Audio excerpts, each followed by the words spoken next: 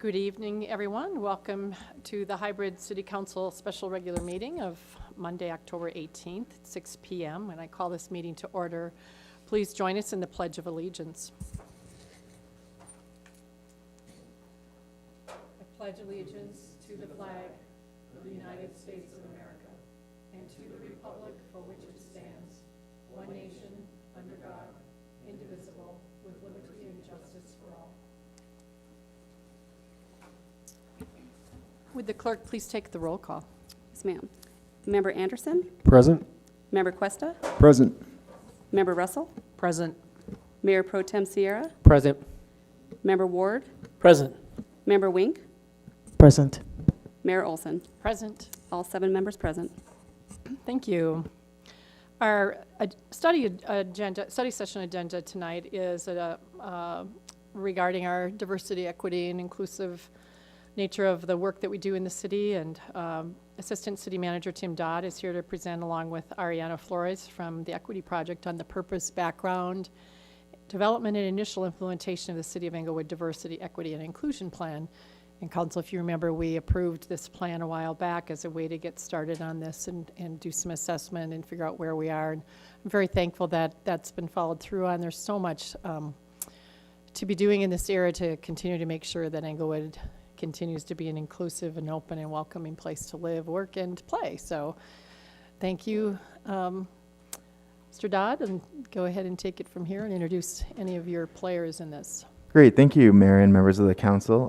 So tonight, after a RFP process, the city did contract with an organization known as the Equity Project. And really, they're going to be working with us through August of 2022 to really focus on 2 big buckets.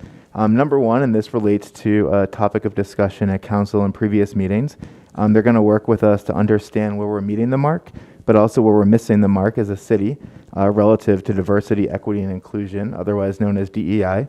And they're also going to work with us to engage staff and the community to better understand this, as well as to better understand their level of interest and engagement in DEI work. Tonight, we're joined by Ariana Flores, who's a consultant with the Equity Project. She's worked as an attorney, a legal advisor, and a community organizer, and most recently served as National Network Director for an organization called the Government Alliance on Race and Equity, or GARE, that the city recently became a member of. And tonight, she's going to discuss with us what DEI work entails, and also share a few examples from other government entities that she's worked with. Thank you and welcome. You're muted. I'm not sure if it's on your end or ours.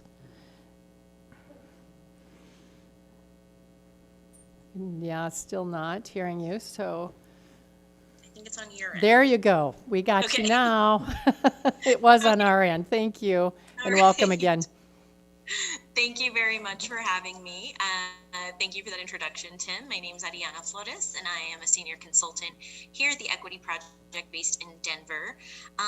I believe Tim will be advancing slides, but I'm realizing I don't see them. Yes, they're up on the screen for us, but yeah, if you can't see them, sorry about that. I can just announce which one I'm on. I will do my best. Oh, okay, that can help. Yeah. All right, we can go ahead and get started. Great, thank you. Right. I can see them. So we're on the deconstructing equity slide. All right, well, that's just sort of hello and welcome, but you all already welcomed me, so thank you. You can go ahead and go to the next one. Onto the agenda. Yes, exactly. So I will say that I have a very short amount of time tonight, and I'm giving you kind of a taste of some of the educational work that we'll be doing with the City of Englewood. And so please know that these workshops are generally a couple of hours long, usually part of a series. So I'm going to do my best to sort of give you some broad strokes, an overview about who we are as an organization, what the current diversity, equity, and inclusion landscape is, to give you a sense of the sort of engagement that we'll be doing with the city and with your staff and your community. Go through what we call the equity continuum, helping to illuminate what the various letters in the acronym that we talk about so much actually mean and how they apply, and talk a little bit about why it's so important that government work within this area, and then I'll be taking some questions. And so with that, you can advance the slide. So, okay.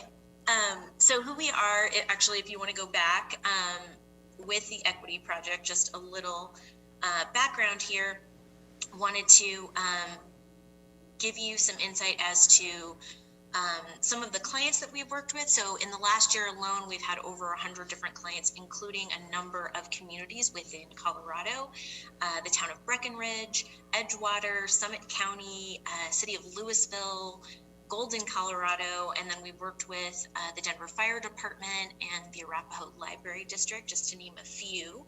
And as Tim mentioned, I have been with the Equity Project now since for a few months. I started here in July and was most recently the National Network Director at the Government Alliance for Race and Equity.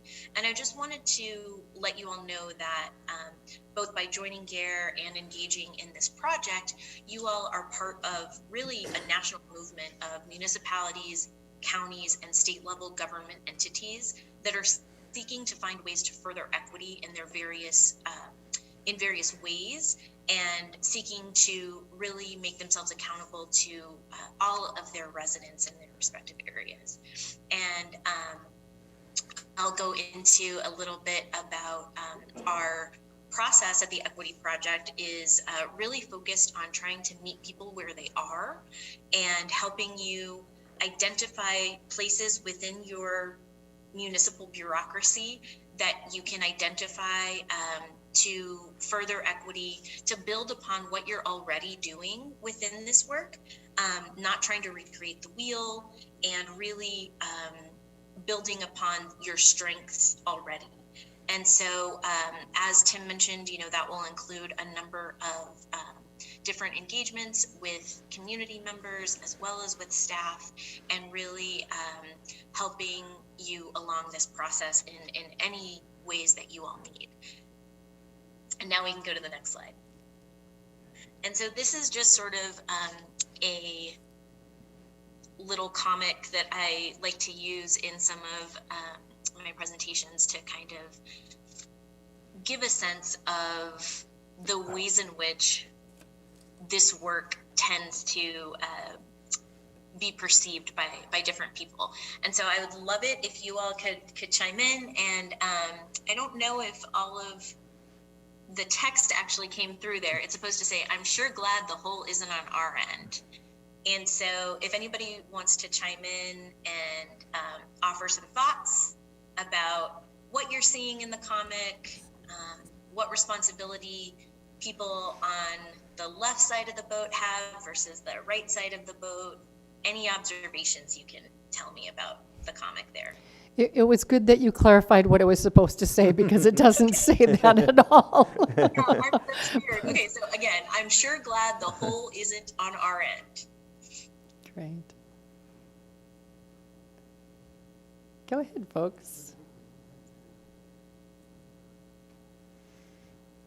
And I just came out of I'll start. I just came out of a meeting today where we were having to deal with some equity issues in my workplace around identities and how we prefer some things. And there was a little bit of smugness in some of the conversation, but we already do this. What more do we need to learn?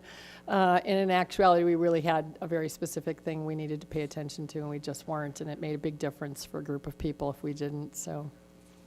Great. Yeah. So it's sort of that out of sight, out of mind, right? If you're on the left side of the boat there, maybe you don't recognize that there's a hole. Maybe you're not seeing the fact that the boat's filling with water. Maybe you're not getting wet, so it's not as big of a deal to you, right? The folks on the other end are literally getting soaked, so they kind of have no other choice. They have to deal with it, right? And so exactly what you're saying, Linda, it's easy to kind of gloss over the thing that we don't necessarily have to deal with in our everyday lives, or in the exact moment. And that's the way that a lot of equity issues show up, right? If you don't feel disadvantaged, or you aren't close to a person who's disadvantaged, you're not always thinking that maybe it's your responsibility to do anything about it. Maybe you don't feel it's your place. But when we're thinking about the role of government, it's important to think about all of your residents. In your case, you all are leaders of all of Englewood. So, it's imperative that everybody is literally in the same boat in this comic, right? And it's a metaphor for equity issues. So thank you. And we can go to the next slide, Tim. And so the sorts of things that we're seeing here at the Equity Project, as you can imagine, we are very busy, and our services are in high demand, because there really is this sense of urgency across various sectors. And but that urgency doesn't necessarily translate into knowing what to do. And so some of the things that we are seeing are things like term confusion, right? We talk about DE and I. What do those mean? A lot of times they're used interchangeably, but they're actually quite different. And I'll get into in a moment some of the definitions. We also see a real hesitancy, a real reluctance to talk about these issues. There's a real fear within our current social political climate, fear of being canceled for saying the wrong thing, fear of some sort of shaming or guilting that is very common due to things like social media and that sort of thing. And so that can create an avoidance. And, one of the things that we talk about in the Equity Project is how important it is to just sort of acknowledge where it is that people are coming from, what their understanding is, and the things that they are afraid of, so that we can confront those issues and be able to deal with them better as a collective. There's also just discomfort with talking about race and other equity conversations, because we don't all have fluency in the language of, what feels appropriate. Maybe we don't have a lot of exposure to different cultures or, different types of people. And so that can create some discomfort around exactly, trying not to offend people, trying not to, again, say the wrong thing. There's really in that boat comic, there's not a full understanding of the impact of bias. A lot of times in these conversations, we focus on intention and say, well, I'm not actively prejudiced against a particular group, and so therefore there's really nothing to talk about. And it's really important to understand how bias can show up unconsciously, and how even when we don't intend to make a negative impact, that impact can still be adverse to different groups of people. And it's important that we are focusing on the outcomes and not just on intentions. There's also sometimes an expectation that people of color, that women, that members of the LGBT community will be the ones to lead this effort, because they are the ones that are dealing with disadvantages. They're the ones that are, dealing with problems that come from the impact of bias. And it's really important that we think about the role that everybody has to play, and how important it is that everyone be a part of the process. And I'll talk a little bit about sort of the ways in which we see that playing out within this field. And it goes along with this last point here, that not everybody understands what their role should be, what their role can be. And that's okay. And it's part of that can be about not necessarily knowing where to start. Some of that can be not really understanding the ways in which maybe your individual work at the city, or your positionality, the authority that you have as leaders, as staff members, as residents, we don't always understand how to leverage our roles in a way to further equity. Next slide, please. Another thing we're seeing is what we call diversity fatigue, right? And so that is exactly what it sounds like. Frustration, sometimes aggravation, where sometimes a total feeling of apathy, where we're just kind of sick of the conversation, right? And people can be sick of this conversation in particular, for various reasons. For some folks, it's about, why are we still talking about this stuff? When are we going to take action? When are we going to do something? You know, for decades, there have been movements. For many years, people have been fighting the same fight, have been, you know, making the same complaints. When are we actually going to change something? Folks suffering from diversity fatigue from a different place are thinking, why are we still talking about this stuff? Haven't we talked about this already? We already dealt with this. This is a problem from yesterday. Why does this keep coming up? And those two are very present in this work, and we, the Equity Project, you know, validate both ends of that and everybody in between, because it can be frustrating. It can be difficult. And the root for some of that frustration, you know, is really coming from a place of not necessarily knowing what to do. And so that's what we can help with, is helping you to determine what your role is, where your place is, and how to make this work tangible, practical, and really a part of something that you incorporate in your everyday work within the city. Next slide, please. And then another thing that we see a lot is imposter syndrome. And so you might be familiar with this term. It is often attributed to women, to people of color, as having difficulty in leadership positions or doubting their own abilities.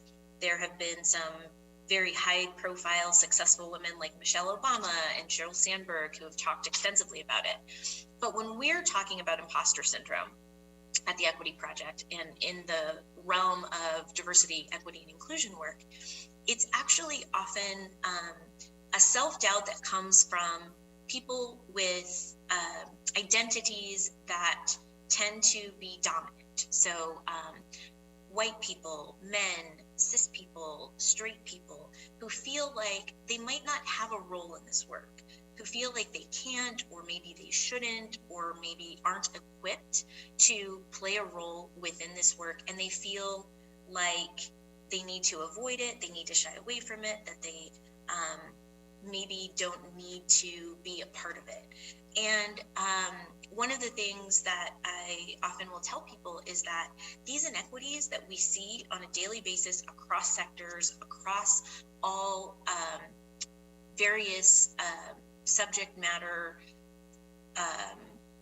areas, they are insidious and they are pervasive because they've been around for a long time, they've been baked into our systems, and we really need everyone to be on board if we're going to tackle them efficiently, if we're really going to get rid of them once and for all.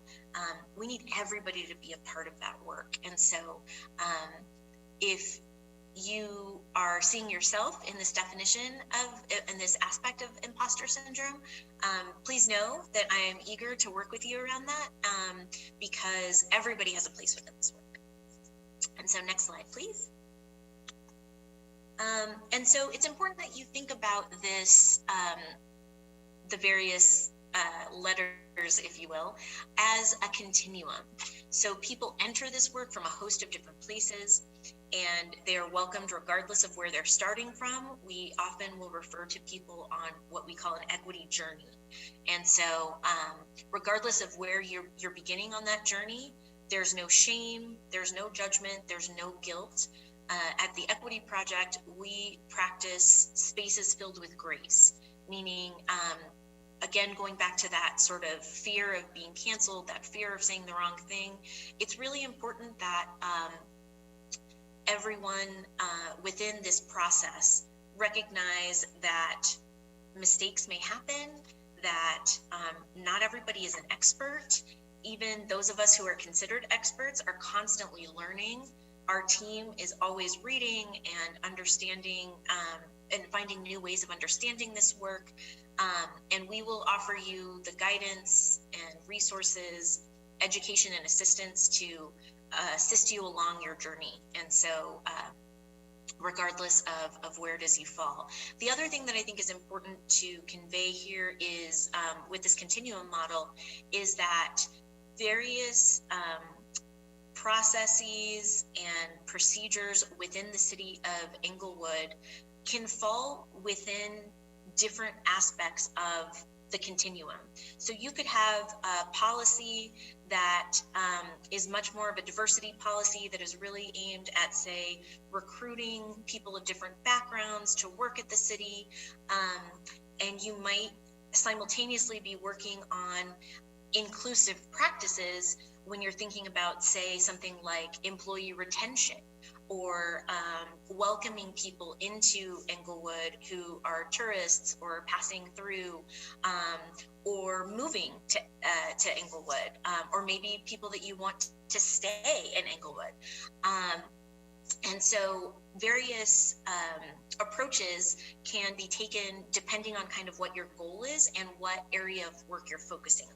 And so with our engagement with the City of Englewood, we're going to be tackling some different subject areas.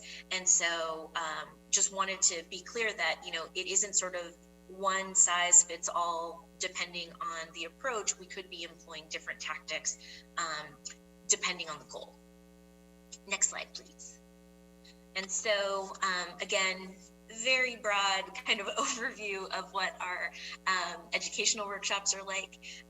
But I wanted to delve in a little bit into these terms that are often used interchangeably. So when we talk about diversity, we're really talking about the richness and beauty of the differences that make us all unique. The thing about diversity is that it's often a euphemism for, we talk about diverse candidates, right? We talk about bringing in diverse candidates. Well, usually that's an allusion to people of color. Sometimes it's about gender. Sometimes it's about LGBT people. But it's important to think that about diversity as it's a very broad term, right? I worked with a client recently, and they were really focused on diversifying their staff. And it was a group full of, it was an office full of white men. And they were talking about, you know, saying, actually, you know, we're a really diverse group because we're all from different states.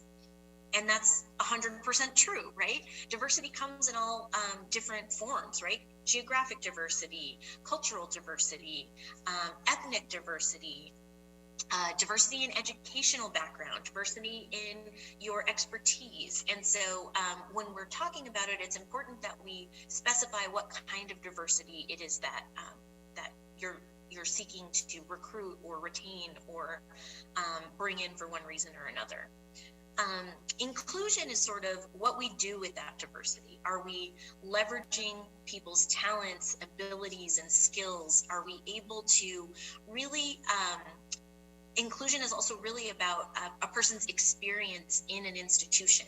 So when you're thinking about inclusive practices, you would be focusing on something like what I was mentioning before, retention of staff, understanding what the employee experience is like at Englewood and how to enrich it, how to ensure that all of your community members feel like they can participate within city government, that the City of Englewood government is accessible to them, that they are able to access the various services that the city offers, and that they feel like government is accountable to them. Next slide, please. Here is a graphic that you might be familiar with. It really has made the rounds. And it's not a perfect picture, and there have been a lot of critiques of it. But I really like this iteration of it because it really helps to show the difference between equality and equity. They're very similar sounding words, and they are often equated, conflated, and it's very important to understand the distinction. So when we're talking about equality, it's sameness. It's literally offering the same access, the same opportunities. And often when we talk about equality, we talk about sort of leveling a playing field, right? The thing about equality, though, as you can see in that first part of the graphic on the left, is that it doesn't necessarily give people what they need. Equity is about creating systems where everyone can thrive and really focusing on what people's needs are. So you can see in the graphic there, equality, you've got a box to give everyone a step up to see over the fence. Well, the tall guy on the left doesn't really need the box to begin with, so he's just got an even better view with the box. The person in the middle there, though, the box really helped them to see over the fence. But you can see that the smaller person there got that same leg up as everybody else, and it didn't do enough, right? And so if you look at the next graphic, it's an equitable version of the same thing where you're really trying to give people what they need. So the tall person who never really needed the box to begin with doesn't get one. The person in the middle who was helped by the box gets that same box. And then you've got the person on the right who really needed 2 of the boxes to be able to see over the fence, right? And then what I also really like about this graphic is that it shows the liberation piece of it. So if equity is looking at the ways in which you're operating right now and thinking of tweaks and changes and additions and edits you can make to help people thrive, to give them whatever it is that they need. What a liberatory framework does is say, okay, you know what, let's start from scratch. Like, why is there a fence here to begin with? Why is there this barrier to, in this case, these kids watching a baseball game, right? Which is a metaphor for various barriers that we find in our everyday lives. And so I just think it's a really nice snapshot to kind of get at the differences of these concepts that can be very abstract and a little bit difficult to wrap our heads around. Next slide, please. Thank you. And so why this work is critical. It's really important to think about the why within this work. You know, what is the impetus for doing this? And as Tim was saying, you really want to figure out what it is that you're doing well, build upon that, where it is that you can improve upon your policies, practices, procedures, and processes, and really find ways to gather input from your staff and from your community members on how you might want to improve on what is working, and really being accountable to them. Because as government, you want to be accountable to all of your residents, and you want everyone within Englewood to feel like they're part of the community. Another reason why this work, let's go back. Another reason why this work is really important is if you're thinking about it from an economic perspective, again, you want people to feel welcome visiting Englewood, driving through, moving to Englewood. All of that is going to spur development and make your small businesses thrive, allow for people's property values to increase, all things that everybody wants. As residents, and also making sure that everybody within Englewood feels, again, like they're really a part of the community. Other things to think about are things like this process can assist you in helping understand what the staff experience is like as you're thinking about workplace retention, which will save you money on recruitment and training of new hires. I know that that's always an issue, especially right now in the great resignation that we are finding ourselves in. Hopefully you all aren't dealing with too much fallout from that. but certainly that is something that's affecting everyone. And then another reason why this work is so critical is because this is the direction of many government entities across the country. So as of May, when I left the Government Alliance on Race and Equity, we had over 330 members across the country of municipalities, counties, and state level agencies that were really explicitly looking to further equity within their work. And actually, the state of Colorado was probably our fastest growing region. Something like 13 different entities joined in the last year alone. And so you're really it's really important to think about how you're part of this movement across governments, really across the country working to do this. And also in the state, the recent executive order from Governor Polis to incorporate equity into all state level agencies. We've been hearing from a number of your counterparts at the state level as well, as they're seeking to sort of audit their various practices to see how they are furthering equity within their work. And so I know I'm running low on time. Tim, should I cut it here and go into Q&A, or should I keep going? There's 3 more slides left, so I don't know what. Okay. Is that okay, or? Yes, I think that's great. There's only 3 slides left. Okay, I'll be fast. So this is a little bit this is literally one slide from the education that we do around why government, because that's often a question that comes up, sort of like, what's the role of government? Why is this something that government entities should be engaging with? Sometimes there's trepidation around sort of bringing politics into government. And obviously that is something that a number of jurisdictions have decided to take on. And this is aimed at sort of illuminating why it's important, and also how equity and inequity are already part of some of the foundation of government as we think about it. And so I really love your participation here. So that first quote, all men are created equal, where does that come from? And feel free to just shout out.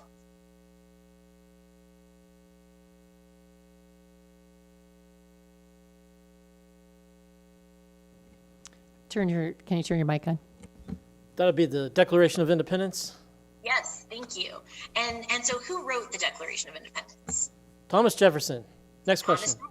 Jefferson. And what can you tell me about Thomas Jefferson and his brethren, if you will, the people who signed the Declaration of Independence? Many of them were slave owners. What else? They were the founders of the country. Mm-hmm. How would you describe them? They in were terms white. of- White sorry? men, wealthy men, landowners of the Right, time. exactly. Right. So wealthy, white, property-owning men, many of whom were slave owners. Now, when we think about that, there's a real dichotomy there, right? So Thomas Jefferson is saying all men are created equal, recognizing at the same time that he and others were engaged in a brutal, really horrible practice of enslaving people. And the dichotomy there of, on the one hand, espousing these ideals and truly believing them, and also creating a democracy that has lasted hundreds of years, while also holding that truth that it was limited to men, that it was limited to white men, and that the only people who could vote at the time were property owners, so wealthy people. So again, as we think about sort of the role of government, the ways in which government functions, and the ideals that we espouse, it's important to think about the complexity involved in some of our founding documents.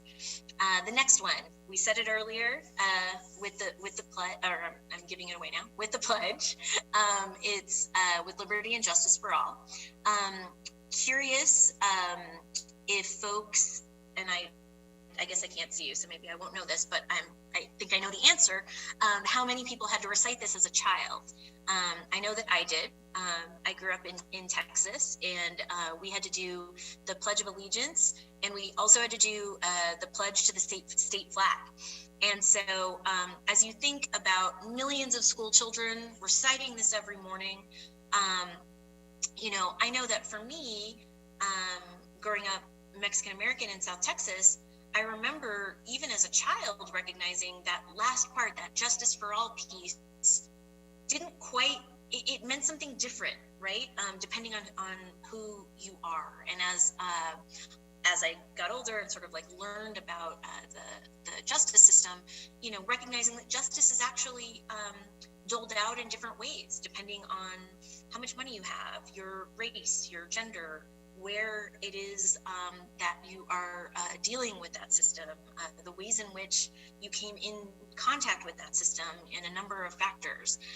So again, sort of that dichotomy, right? The ideal and the reality.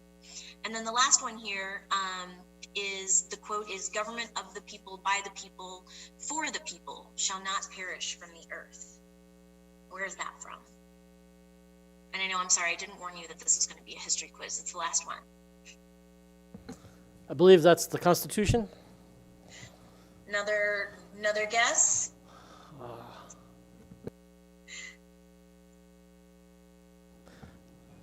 We have people in Somebody the just said audience Gettysburg. saying, Yes, that's the There it correct is, one. Gettysburg Address, exactly. And so, you know, this is one that, again, beautiful ideal, super important, and yet when we think about the ways in which people interact with government, I used to be a city worker myself in California, and it was always sort of a picking straws as to who was going to go out and do community engagement, because a lot of times in a community engagement space, you would mostly just hear a lot of complaints, because not everyone has faith in government. A lot of times when they interact with government, it's when something has gone wrong. And so there is, you know, a feeling sometimes that government doesn't always represent people's individual interests. Certainly, you know, that's why we vote and that's why we hold elections. But that doesn't always ring true for everyone. And so these are the ways in which it's important to identify the ways in which the ideals of government don't always play out in the ways in which they were intended, as you're thinking about how the City of Englewood will be engaging in this work and why it's important. And then next slide. And so as we think about this movement that I've been mentioning across the country for equity, recognizing that sort of paradox of the values and the realities of government, a number of jurisdictions across the country have decided to really explicitly pursue equity to try to sort of lessen that paradox, if you will.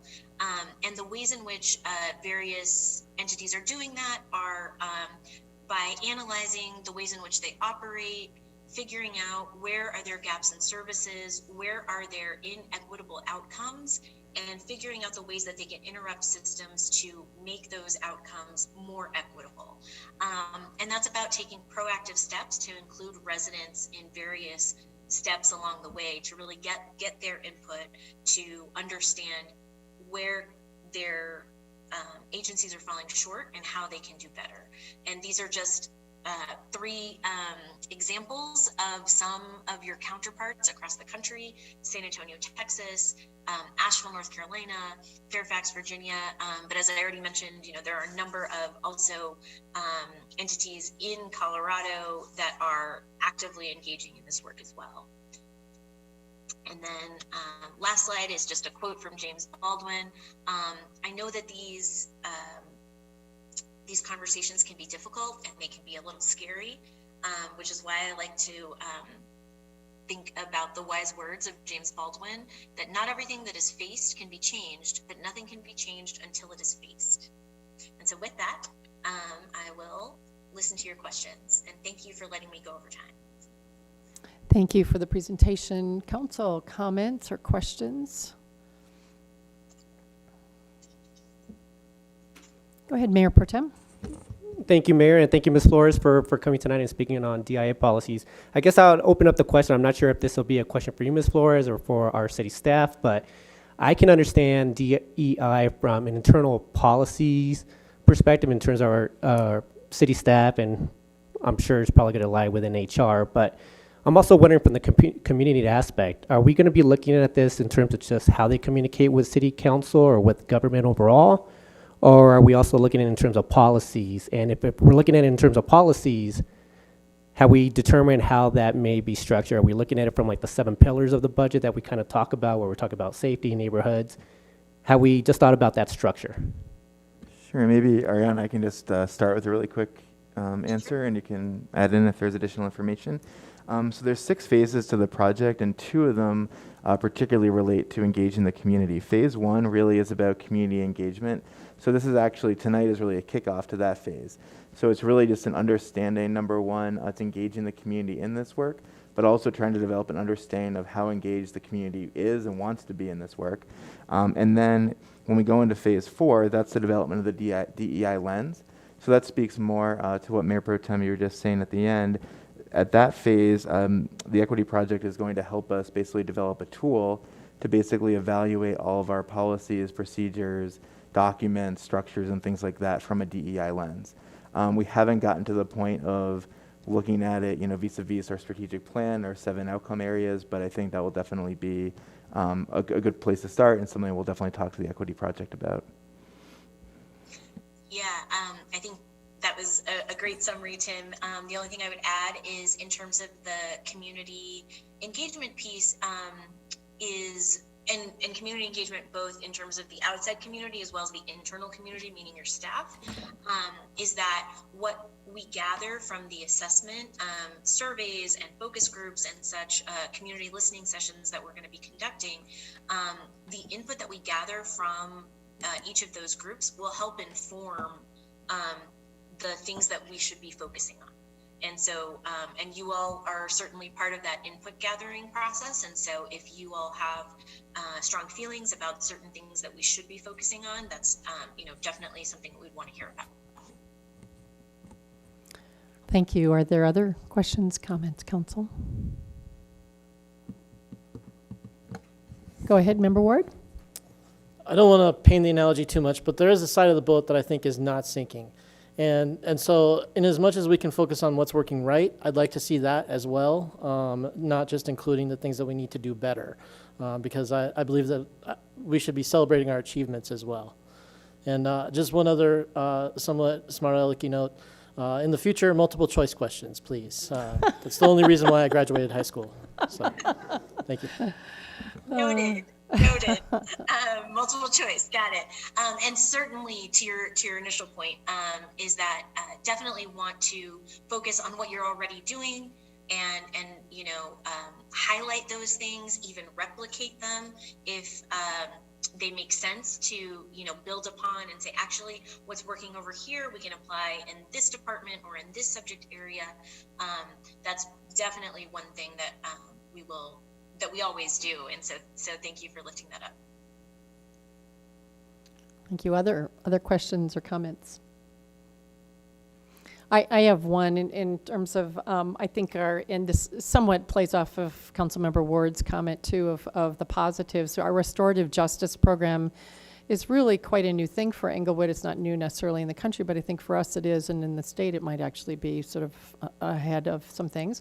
We're learning some things there as well, and I'm wondering, will that program be part of the assessment, and then also where justice falls in? I mean, that's another term that's been put on to JEDI, and so where will justice fall in this? And what is piquing my interest there is that there are some research pieces that came out in this last year looking at redlining, and this applies to our Title 16, where redlining had occurred in the historical settling of different parts of our cities, all of the metro area. Those areas tend to still be the most poverty-stricken areas. regardless of the fact that red line is now gone. So how do we reverse policies that continue to systematize and sort of make it difficult, and then we have, brand new scrapes going on in those areas that make it even worse. So I'd like to see where this might apply down, and I think probably most of council here would really care about that piece of it in a very tangible way. It's not, specifically outing someone for a particular identity, but actually undoing some things from a historical, sort of unconscious bias that we don't realize exists today. So I guess it's a comment with a question at the same time. Sure. No, that's fine. I'm taking notes, so I can speak to each point.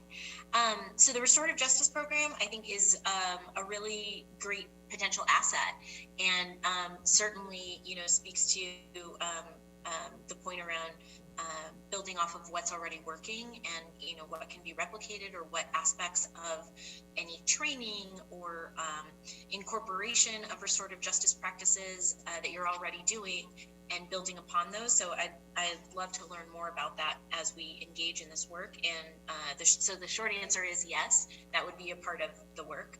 We basically want to be looking at various aspects of the city's engagement with the community, and you had asked us to focus on a set number of subject areas, and so I think restorative justice practices could easily fall into a number of them. Regarding the question around justice, that's certainly a big question, and where I think it falls in is really dependent upon the group. So we, in the proposal, talked about developing essentially a core team of what we call equity architects, because we call our action plans blueprints. And so determining who that core team of city staff and elected officials and department heads and sort of whoever will be on that group will determine the direction. And so really my role will be to sort of guide the process and to offer coaching, and really that group is going to determine the focus, or the various focuses, and so justice can fall into it if and when that group decides that they want to define what justice within the city of Englewood could look like, and how to incorporate whatever that definition is into various practices and operations. And I think your point around redlining is a great one, and one that virtually every community across the country has that history. And so and that continuing inequity that you're seeing of those are the areas that tend to be more poverty stricken, that tend to have higher levels of violence, that tend to have lower performing schools, because that's a tie to tax base and to historical financial access. All of those things are interconnected, so it's great that you're already connecting those dots. And certainly some of the work as we're developing the lens that Tim talked about, as you're looking to essentially analyze the ways in which you're operating, it doesn't just inform changes to policies or the creation of new policies. It can also entail the dismantling of certain policies or programs, as you said, that maybe have created these inequities to begin with. And so one of the things that we can look at if that becomes an area of focus would be looking at sort of a root cause analysis and determining which of those are within the city's control, and what can aspects of the city government do to rectify and remedy some of the issues that you're seeing today. Thank Does you. that answer your question? Yeah, yes, it does. Thank you. And Councilmember Russell has a question or comment. Actually, it's maybe more of a comment along with a question. I mean, I see our job as elected officials dealing with policies and procedures, and moving into a lot of these areas, I believe, is beyond the scope of the city council itself. I believe some of this information might be helpful to staff to address what policies and procedures we have going on within the staff or within the city itself and the employees to help address those. But as far as council, I see that our responsibility, if there's a problem with policies and procedures, it is our job to address those policies and procedures. I believe that this is way over the scope of what this elected body should deal with. And if we're not going to move forward with policies and procedures in the city, I'm not interested in moving forward. So I appreciate that. Thank you. All right, are there any other comments or questions? City Manager Lewis. Mayor, I would like to just address that concern. And certainly I agree that policies and procedures is within your purview. I do anticipate that there will be policies and procedures that come out of this really in-depth look that will require some council input and direction. You may remember that the Budget Advisory Committee, specifically, one of the few things that they supported in the budget as it was originally presented was a diversity, equity, inclusion staff member. And of course, the budget is within your purview. So there are going to be budgeting things that come out of this process that will also be within council's purview. So, and I would also like to ask the consultant, one of the things that I heard one of your colleagues at a conference talk about is the importance of the elected body as it relates to this work. Can you speak a little bit to that? Certainly, and I want to make sure also that I understood the comment around policies and procedures being beyond the scope of the council. Did I understand that correctly? No, I said policies and procedures are the scope in which city councils should deal with. But issues within city staff itself is really under the city manager's purview and his staff. So the implication is that it wouldn't be appropriate for the staff to be looking at policies and procedures. Is that accurate? No. I think it would be appropriate for staff to address issues in the city, in the employees, and then when there are issues that need addressed, certainly they need to bring those policy and procedural changes back to council to address those. But the overall scope of what I felt like you were presenting tonight is way beyond the scope of city council itself. Right, that's exactly right. I think that there is a role to play for each entity within the city. And so council is part of it, staff is part of it, subject matter experts are part of it. And so within that, to the city manager's question, I think that it's important to think about the city sort of as a collective, right? Residents have a role, staff has a role, elected officials have a role. And often, and I'm speaking generally here of my work with various city and other local governments, often governments function in silos and don't always talk to one another. There isn't always that level of interaction, whether that's between departments, whether that's between subject matter experts. I would imagine that you all speak to one another, but I don't know how much interaction you all have with staff, for example, on a regular basis. And so, and then also within, between community members and elected officials, there's often some sort of back and forth.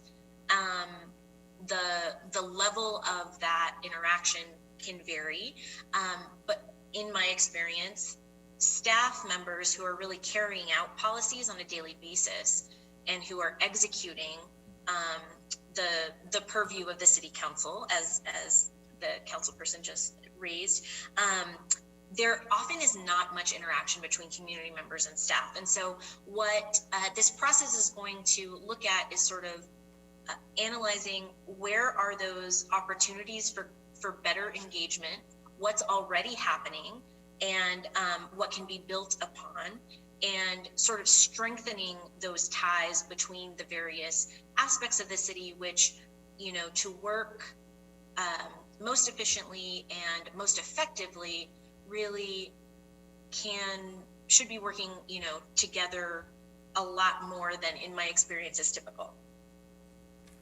Thank you. Anything else?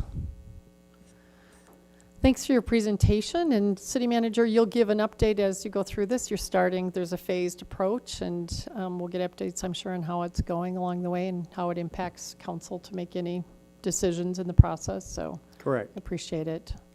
Thank You very so much for being with us tonight. Sure. Thank you. Bye-bye. Take care. All right, agenda item 5 is consideration of minutes of the previous session. The first one is minutes of the hybrid city council regular meeting of October 4th, 2021. Are there any corrections? If not, I'll take a motion to approve. I move to approve the minutes of the October 4th meeting. Thank you, Mayor Pro Tem Sierra. Could I have a second? Second. Thank you, Member Anderson. Please vote. Member Anderson? Aye. Member Cuesta? Aye. Member Russell? Aye. Mayor Pro Tem Sierra? Aye. Member Ward? Aye. Member Wink? Aye. Mayor Olson? Aye. 7 ayes. Thank you. 5B is minutes of the hybrid special city council meeting of October 11th, 2021. Are there any corrections there? Seeing none, could I have a motion to approve? I move to approve the minutes of the October 11th meeting. Thank you, Mayor Pro Tem Sierra. Could I have a second? Second. Member Anderson, please vote. Member Anderson? Aye. Member Cuesta? Aye. Member Russell? Aye. Mayor Pro Tem Sierra? Aye. Member Ward? Aye. Member Wink? Aye. Mayor Olson? Aye. 7 ayes. Thank you. All the agendas are passed, or the minutes are passed. Agenda item 6 is appointments, communications, proclamations, and recognition. And we have a fun recognition tonight. And our director, Brad Power, is here to present and speak. And in attendance are Will Charles, Erik Sampson, Brooke Bell, John Voberl, and Wade Burkholder. And we're very excited to see you here. It's fun to see those things you get to put on the wall in recognition of the work you've done. But go ahead, Director Power, and tell us a bit more. Thank you, Mayor. Good evening, Mayor, members of council. Wanted to recognize tonight that the entire planning staff of the Community Development Department is now members of the American Institute of Certified Planners. The AICP, as it's known, is a division of the American Planning Association. It's essentially the professional institute of the larger organization. In order to be admitted to AICP, you have to have a combination of educational experience, obviously professional experience, and you have to pass a 150-question exam. That's kind of the last step. And so over the last couple of years, we've had 2 of our planners complete that. Charles completed it last year, and Erik Sampson completed it earlier this year.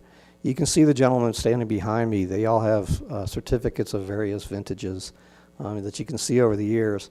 I think I get everybody's award because mine is the oldest. I'm not sure what I'm saying about that, but I'm also a member of that organization as well. So I'm very proud of our planning team for having achieved this distinction. I don't think a lot of planning organizations around the Front Range have 100% participation in AICP. Granted, we don't have 50 or 60 planners on our staff, but I'm very proud of the fact that we all achieved that distinction professionally. So with that, Mayor, I'll turn it back over to you. There is also a proclamation for Planning Month. Thank you. And let's give them a hand. They don't just give those away.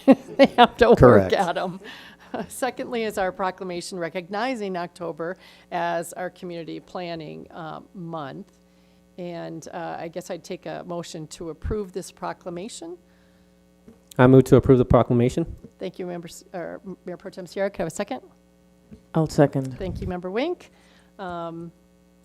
Let's please vote. Member Anderson? Aye. Member Cuesta? Aye. Member Russell? Aye. Mayor Pro Tem Sierra? Aye. Member Ward? Aye. Member Wink? Aye. Mayor Olson? Aye. All votes have been cast. Let the record show 7 ayes. Thank you. And this is the proclamation declaring Community Planning Month this next month. Whereas change is constant and affects all cities, towns, suburbs, counties, boroughs, townships, rural areas, and other places. And whereas community planning and plans can help manage this change in a way that provides better choices for how people work and live. And whereas community planning provides an opportunity for all residents to be meaningfully involved in making choices that determine the future of that community. And whereas the full benefits of planning require public officials and citizens who understand, support, and demand excellence in planning and plan implementation. And whereas the month of October is designated as National Community Planning Month throughout the United States of America and its territories, and whereas American Planning Association endorses National Community Planning Month as an opportunity to highlight how planning is essential to recovery and how planners can lead communities to equitable, resilient, and long-lasting recovery, and whereas the celebration of National Community Planning Month gives us the opportunity to publicly recognize the participation and dedication of the members of planning commissions and other citizen planners that have contributed their time and expertise to the improvement of the City of Englewood, and whereas we recognize the many valuable contributions made by professional community and regional planners of the City of Englewood, and extend our heartfelt thanks to the continued commitment to public service by these professionals, particularly those standing here with us. And now, therefore, Linda Olson, Mayor of the City of Englewood, Colorado, do hereby proclaim October 2021 as Community Planning Month in conjunction with the celebration of National Community Planning Month. So again, thank you very much and congratulations. Thank you. We appreciate it. All right.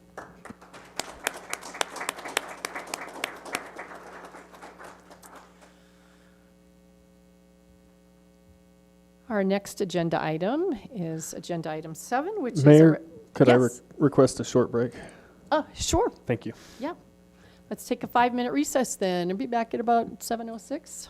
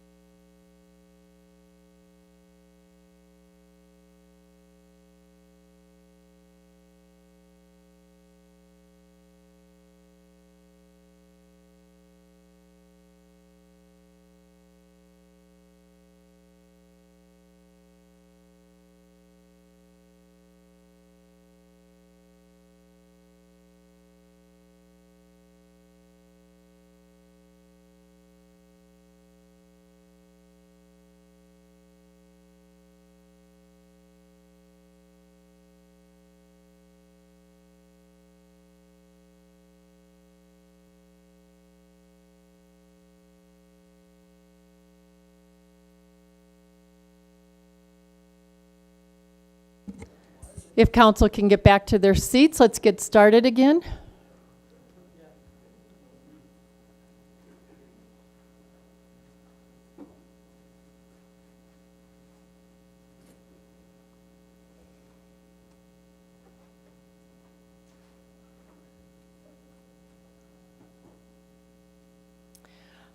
Our next agenda item is Agenda 7, recognition of scheduled public comment. The deadline to sign up to speak for scheduled public comment is Wednesday by 5 p.m. prior to the meeting through the city clerk's office.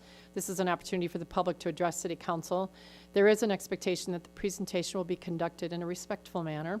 Council may ask questions for clarification, but there will not be any dialogue. So please limit your presentation in this section for 5 minutes, and written materials for presentation to council may be submitted to the city clerk sitting to my left.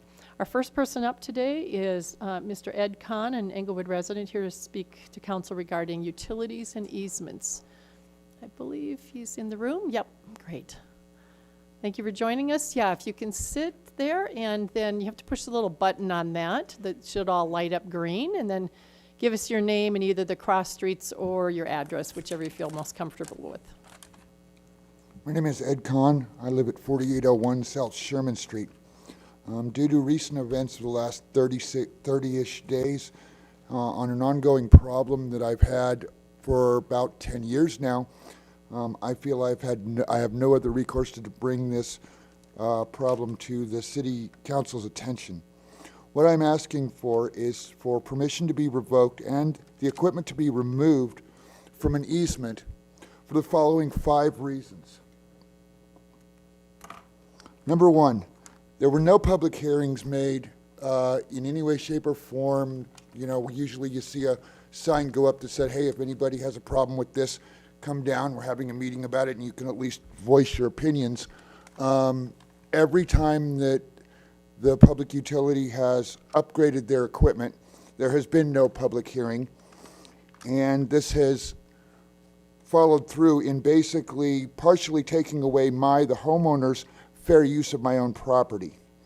Number 3, the public utility in question not only neglects their own equipment, even when called on the phone with a non-emergency emergency call, it still could take them up to 3 weeks, even in the current situation that has just happened, when I tell them there's wires exposed and an immediate possible fire danger.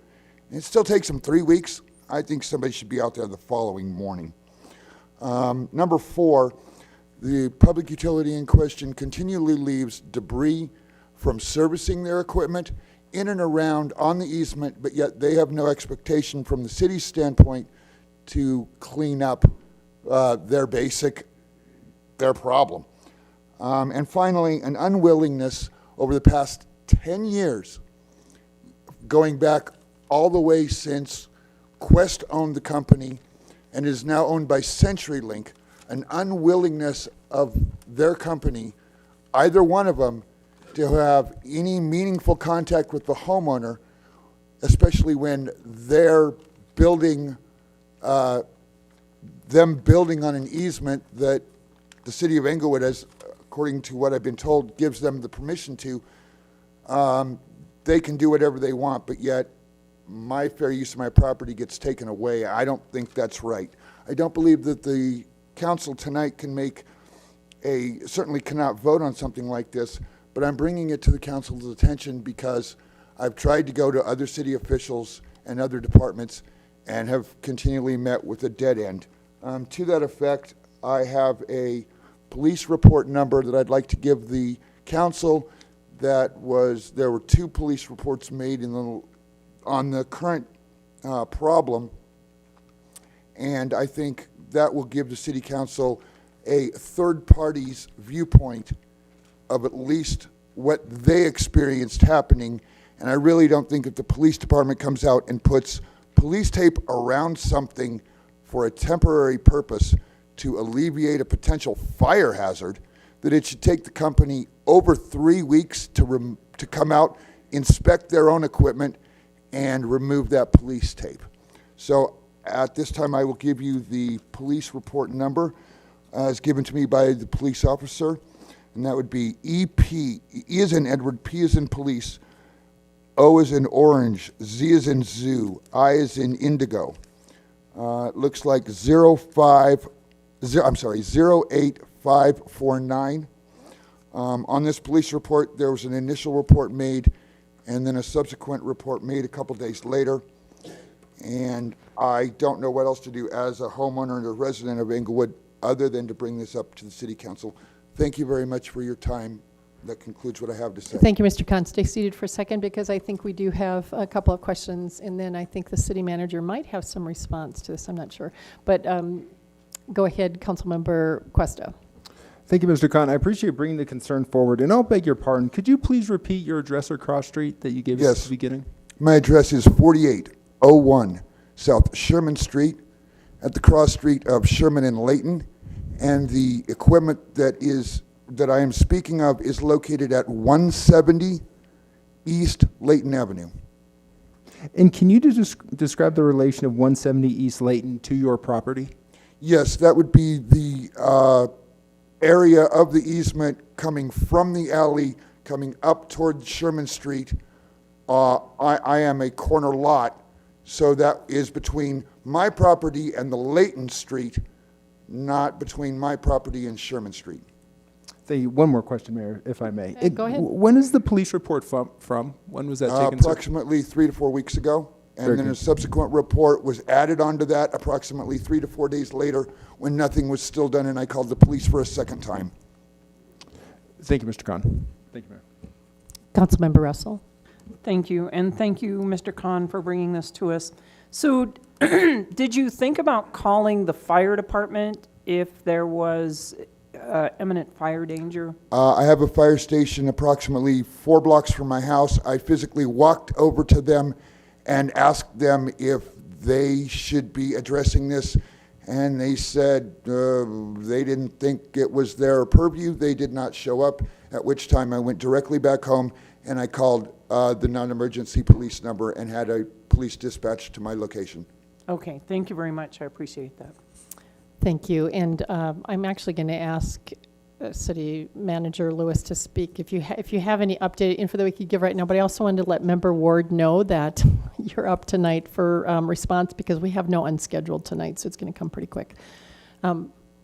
Go ahead. The manager's question to me was whether this was regarding a 5G tower, and it is not. It is regarding physical boxes for switching equipment that are located above ground that also deal with what is also below ground. And my family has owned this residence. It has been in my family for approximately 80 years. And it has only been in the last 20 years where, other than one box at the alley, was expanded to 5 more boxes down, blocking my access if I wanted to bring something out and dump out to the street. But they are building more and more and more boxes laterally that are a problem. And I just believe that if the city is giving them permission, then they should be a good steward of the city's permission.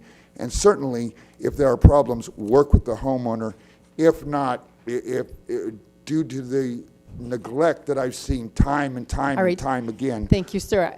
I think we've got it down and got I'm the address sorry. and all the great Sorry. information. I'm not sure that the city manager probably has anything to comment because it's not the 5G tower. Is that correct? Or Well, if there it something is else? communications equipment, Okay. I do want the council, in response to your question, to know that in 2018, the Federal Communications Commission restricted cities' ability to regulate this equipment, whether it is a tower, whether it's the boxes, the switching equipment, any of those things. Cities were really preempted by the federal government from being able to utilize our normal land use regulation power. And the state of Colorado followed suit and took those same powers away from cities and counties to do that. So our hands are quite tied. We have to issue those permits unless it doesn't meet the most basic of city land use regulations, because the feds have restricted that per Congress. all right. Thank you, and I'm going to stop the conversation there, and then we'll probably have a council request that I'm sure is going to take this a little bit further if Member Ward doesn't have one, I have one. All right, thank you very much, Mr. Kahn. And the next... Thank you, Mayor. The next person up is Mr. Doug Kahn. Great to see you.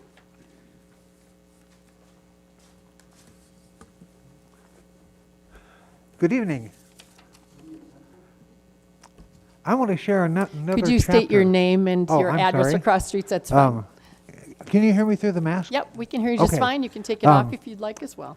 Well, this is part of my story. Okay. Doug Cohn, 3051 South Marion Street. I want to share another chapter of Englewood's amazing story with you tonight. We have some amazing businesses, and I want to tell you about one. The Scientific Hearing Aid Company started here in Englewood in 1947, one of the first local hearing aid centers with the small hearing aids that were built by the newly invented transistors. They had two locations, Englewood and Lakewood. Dr. James Simon owned the business. The business is located at 3439 South Lincoln.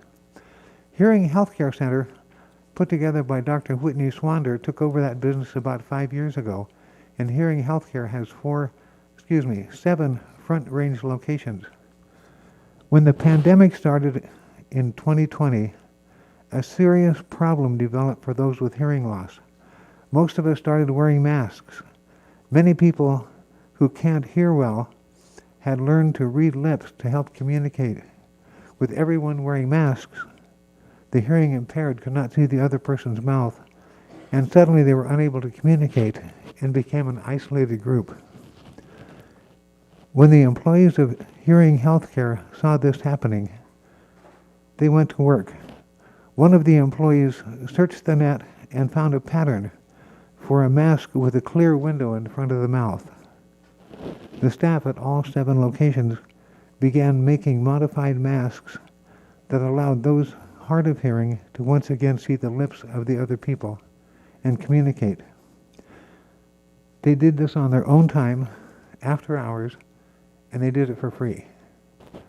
The company supplied the materials. Since they started, they've made almost 10,000 masks that have been given away to family members of people hard of hearing, healthcare workers, and others so that the hard of hearing could understand what was being said and communicated. They saw a problem early and immediately went to work to mitigate it. I want to give a big shout out to the Hearing Healthcare Center at 3439 South Lincoln Street. They worked tirelessly and quickly to help solve the problem. This is one of their masks that they put together. The other element, for those of us who wear hearing aids, the rubber band attachments can fling the hearing aids off and then they break when they hit the ground. So they use strings instead of rubber bands. Anyway, that's all I wanted to say. Thank you. Thank you. Thank you for coming tonight. And the next up is Mr. Stephen Kelly, an Englewood resident, here to address council regarding the recognition of Indigenous people in the City of Englewood and off-leash dog parks.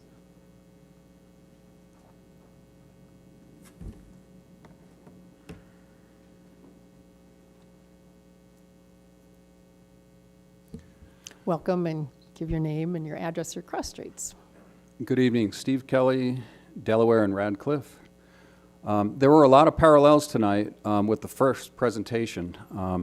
EDI, experts' input, public comment. That goes with Mr. Kahn's comments as well, or lack thereof for public input as far as the proposed ordinance goes, CB 43. But first, there was a presentation a few meetings ago whose topic was history in and of Englewood. I would urge this group to recognize the indigenous peoples that inhabited the lands we now call Englewood, land that many of us now own. Bannock, Cherokee, Delaware, Huron, Inca, Calumet, all names of indigenous tribes, all streets in our great neighborhood. This area was a region frequented by the Cheyenne and Arapaho tribes.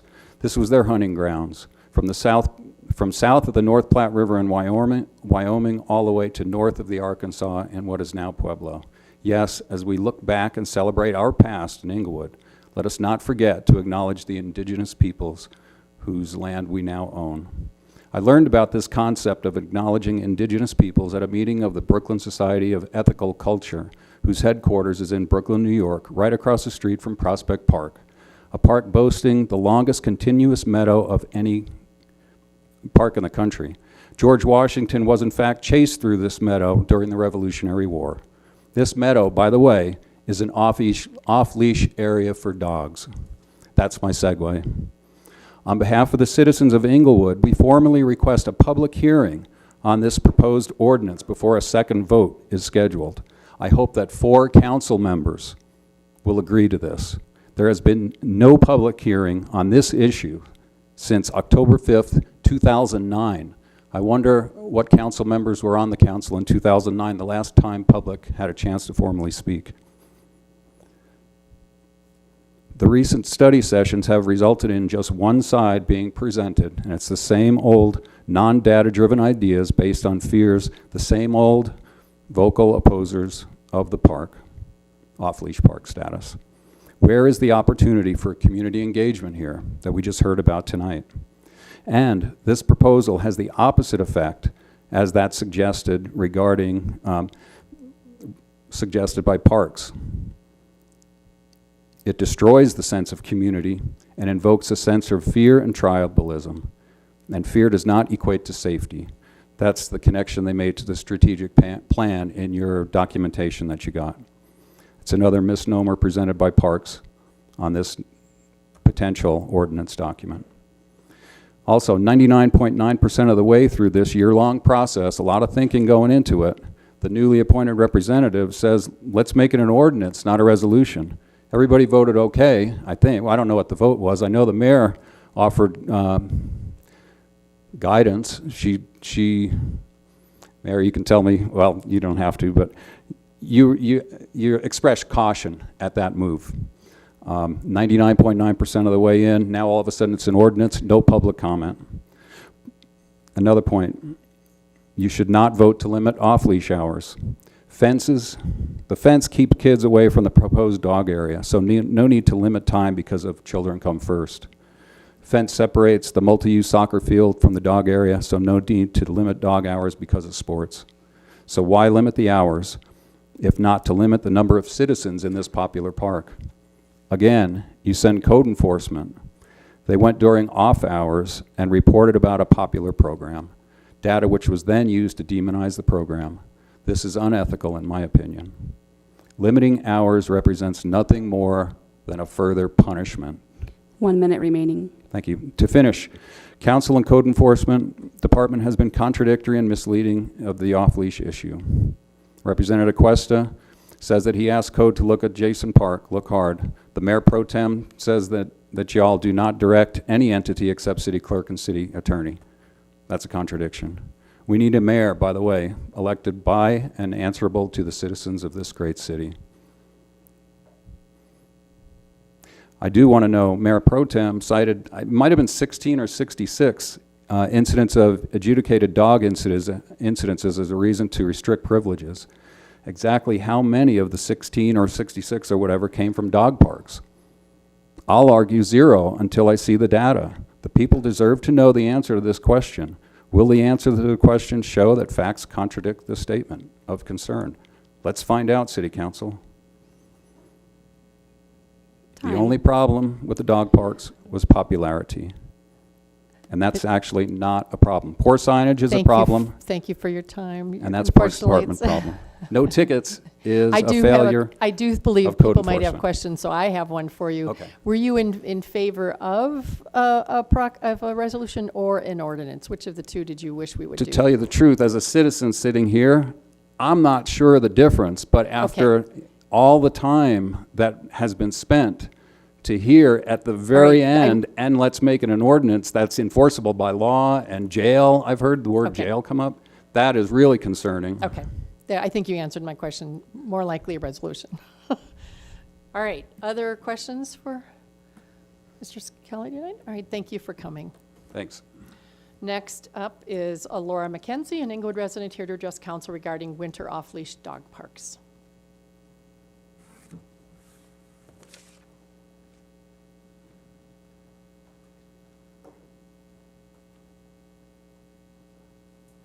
Thank you for joining us. If you can give us your name and your cross streets or address, that would be great. My name's Laura McKenzie. I live off Santa Fe and Dartmouth in District 1.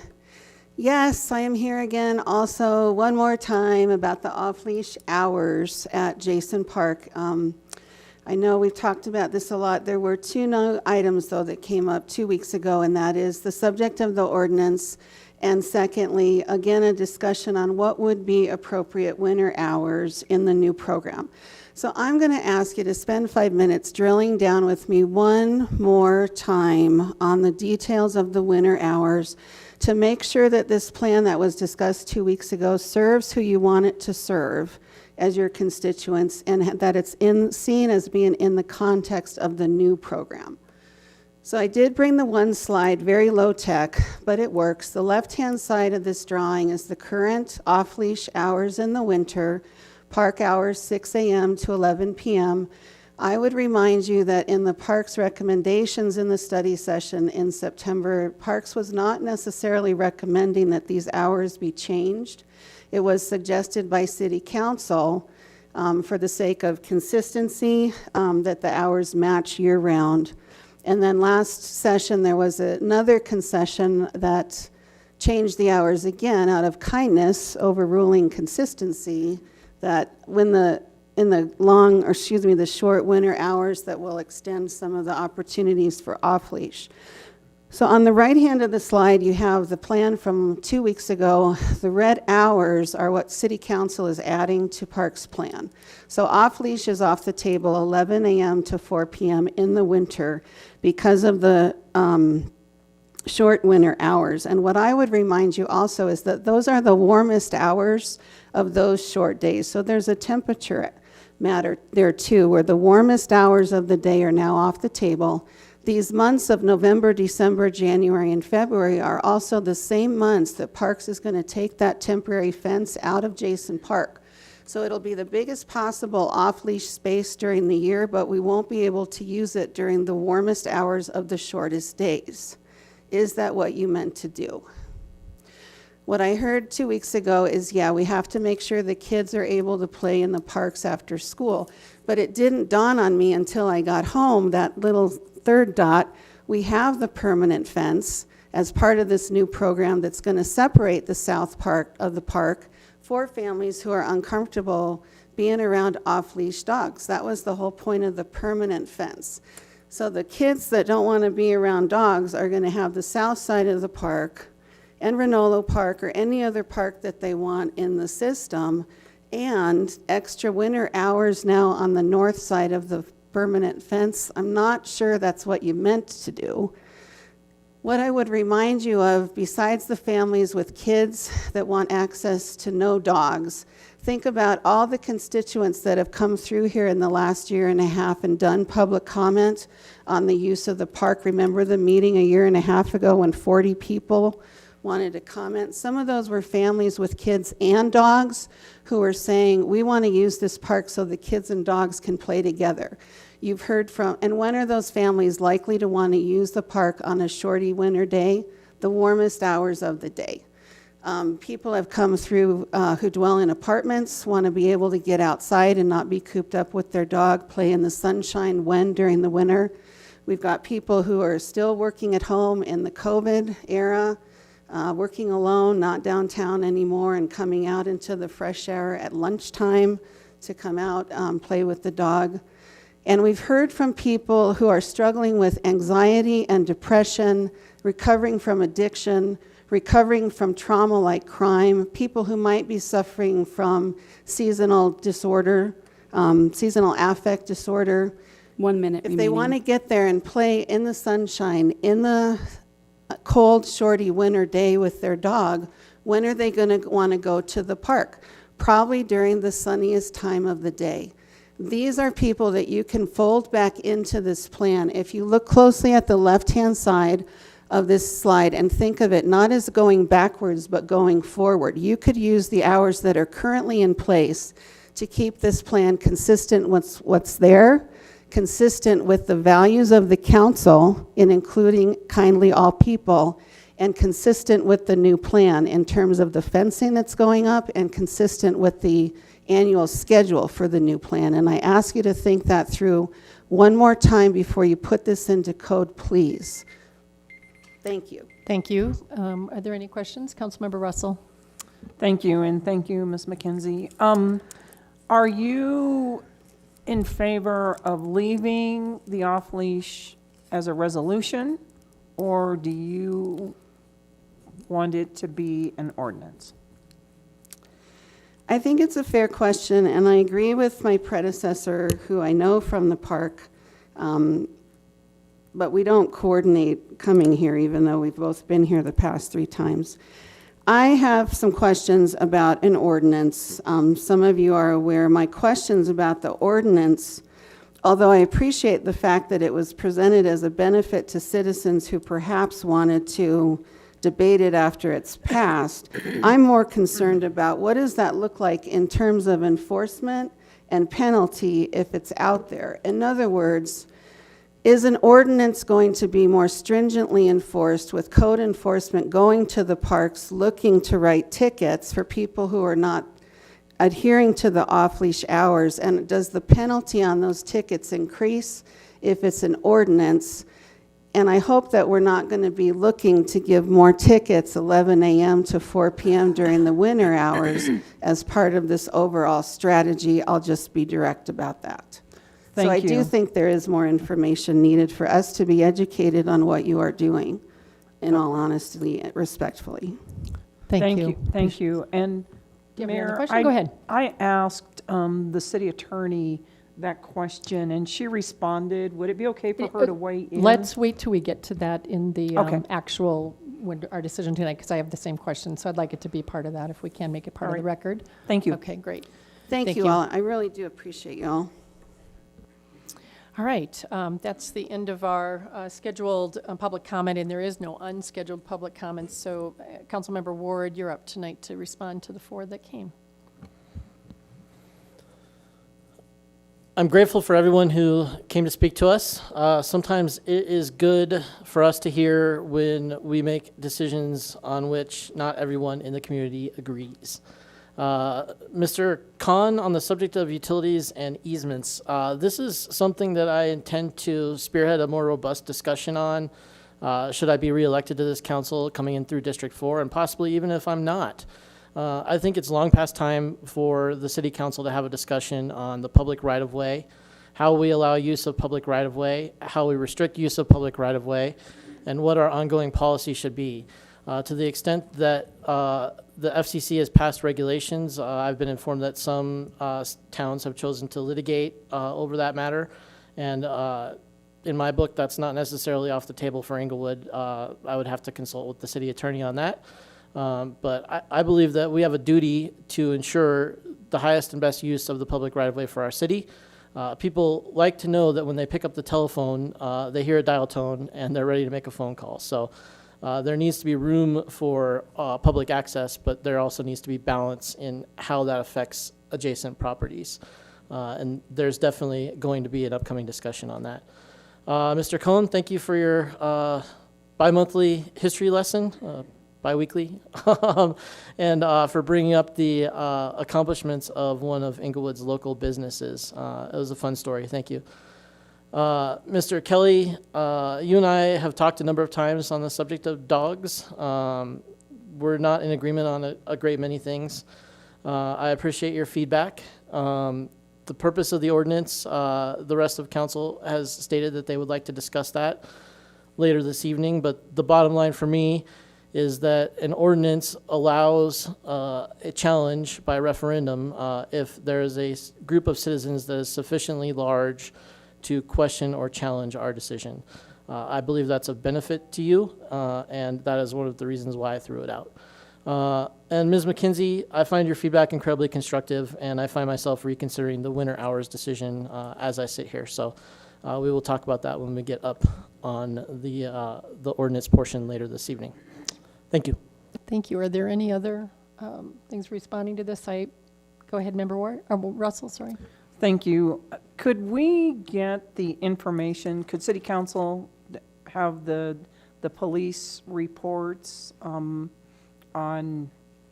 Lafayette? Kahn's, on the utility?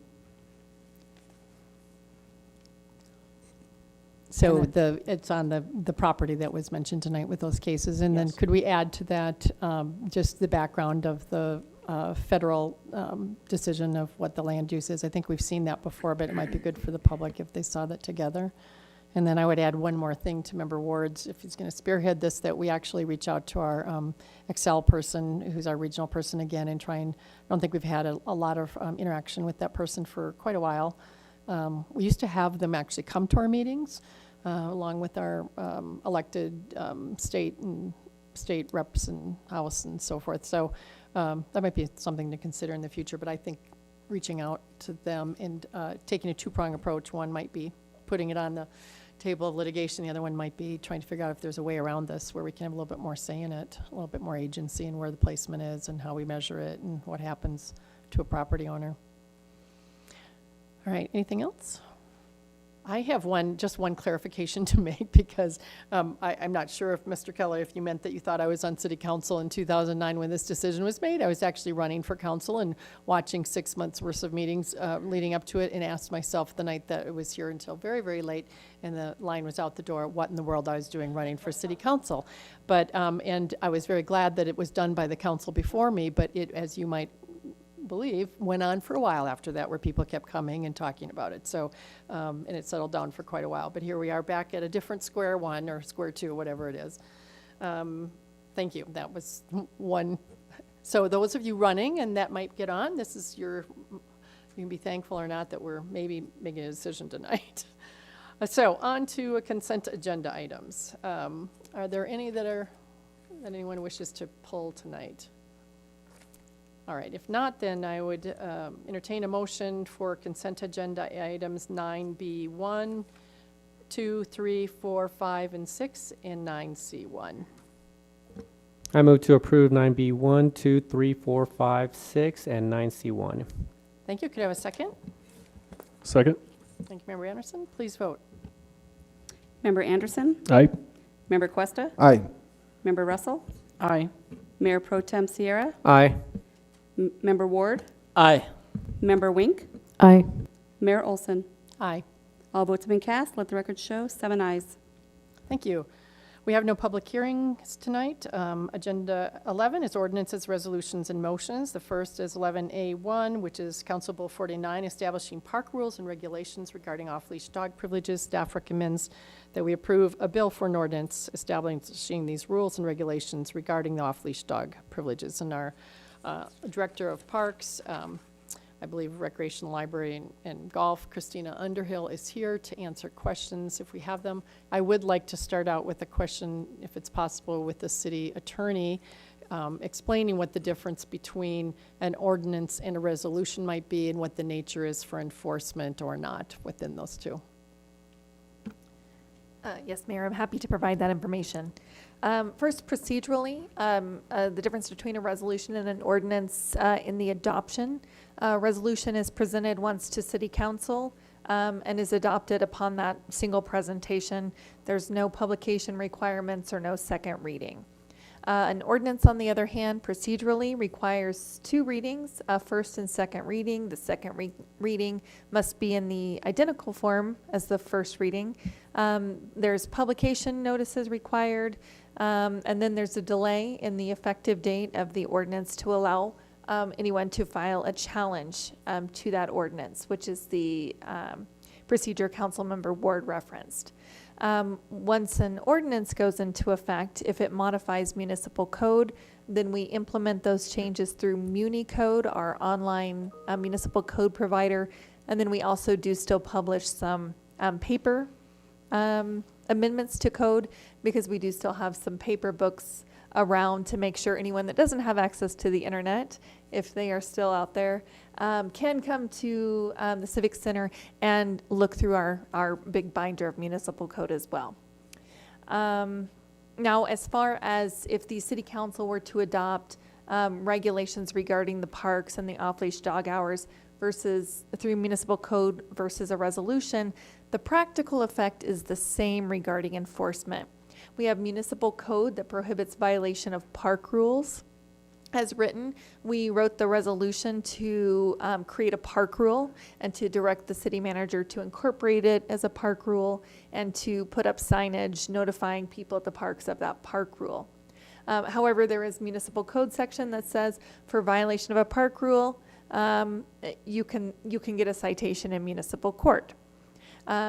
Versus the ordinance as written, before you would amend municipal code regarding off-leash dogs and provide an exception to the code prohibition against off-leash or against dogs that are running at large.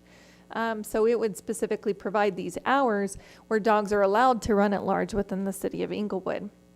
Now, a violation of that section could also lead to a municipal court citation, but it would be under a different code section, the dogs running at large versus the park rules. And so I asked municipal court, what's the difference in the fine and the fees and the costs? Likely the same.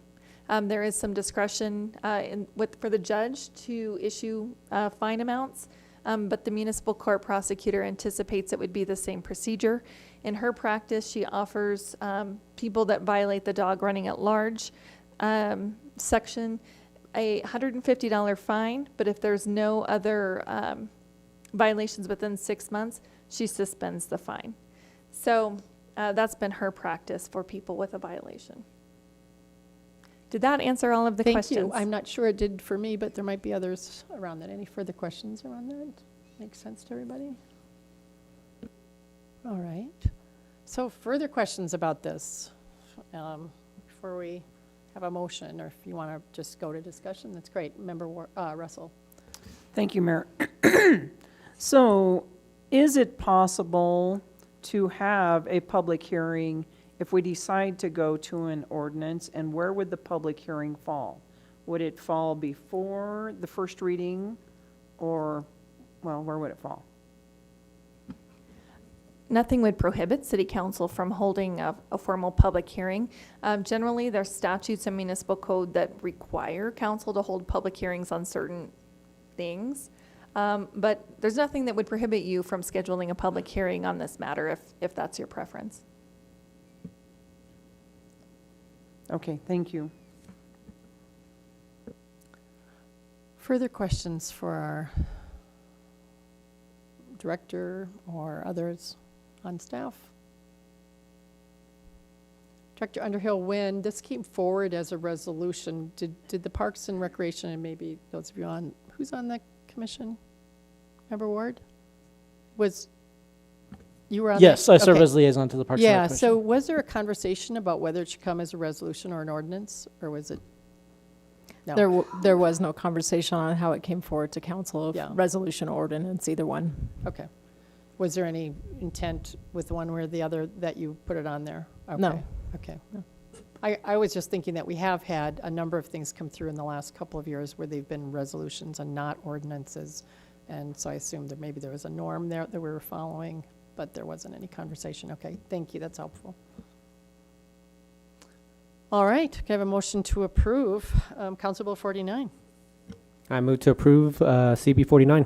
Thank you, Mayor Pro Tem Sierra. Could I have a second? Second. Thank you, Member Anderson. All right, discussion. I think Council Member Russell was first. Oh, really? Okay, Member Ward.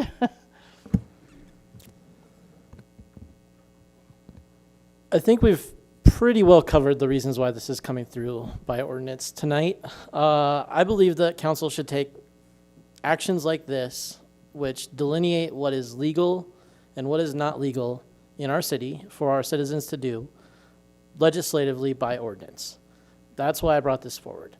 There's another effect on doing this by ordinance, which is it triggers the citizens' right to referendum. So if there is a challenge to council's action by referendum, citizens can circulate a petition. The city clerk was kind enough to give me the target number, which is 1,523 signatures, or 10% of the gubernatorial vote in the most recent gubernatorial election through the City of Englewood. You get 1,523 signatures. This does not become law until the people of the City of Englewood have the opportunity to vote on it. You don't, then it's law, and it's codified in our books so that any citizen who wants to read the Englewood Municipal Code can see where dogs are and are not allowed off-leash in our city. That's why I support doing this by ordinance. I think this is the highest and best way to do this, and that's why I introduced the ordinance. Thank you, Councilmember Russell. So if we, I mean, what I'm leaning towards right now is leaving it the way it is, and except for addressing park hours. I think maybe that's something that we ought to consider. Really, if we're passing this, then we probably need to change the park hours in here also. But if we just leave it the way it is right now, we can see how it works, and 3 months from now, we could bring it back. Is that correct, City Attorney? Anytime we want to bring it back for an ordinance, we could do that. Yes, actually, either ordinance or resolution, you could bring it back and reconsider it. Okay, thank you. I don't see any lights on, so I do have a couple of comments about this. I won't vote against it if it goes through an ordinance, but I think because of the nature of this, and perhaps maybe because broader public input could have been, attended to one night, I'm not sure if that would have made a difference. We've heard an awful lot from a lot of people for 2 years, so I'm not sure it would make a difference, but I would prefer to do this as a resolution, try it for 6 months, see where we're going to change a few things, if we are, because we know that some things are temporary. We don't know what the impact will be of upgrading the actual fenced-in dog park, and we don't know if that will help alleviate some of what's going on if we put some money in and do it differently than what we were told to do, 12 years ago. I think that would help, and then at that point in 6 months or whatever the park director thinks, or the director might think is maybe we need longer, I don't know. I know it's a lot of money to change signs, so I don't want to be disrespectful of that either. But I do think that maybe the second time around, maybe you don't want to have to do this, those of you on council, would be to have a public hearing in the next go around and then put it into an ordinance form. But I won't vote against it tonight. On the hours, I disagree with changing the hours because of the weather. I think that's the same with children and others who want to use the park. Dog owners can walk their dogs anywhere at any time, any day. And I do that with my dogs, and we do lots of romping even with a leash on. So I do think that there is still an opportunity for everyone to get out and do what they want to do. What I don't want to do is limit the park to a very specific group of people and not allow for children and families to utilize the park, particularly in winter during breaks and so forth.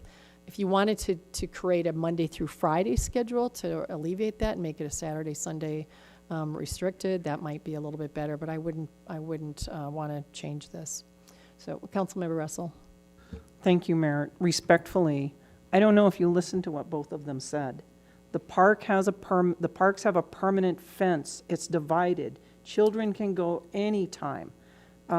We have already eliminated one park totally from off-leash dogs. We're down to 2 parks. They both have permanent fences up. Those are the only parks that the off-leash dog users can use.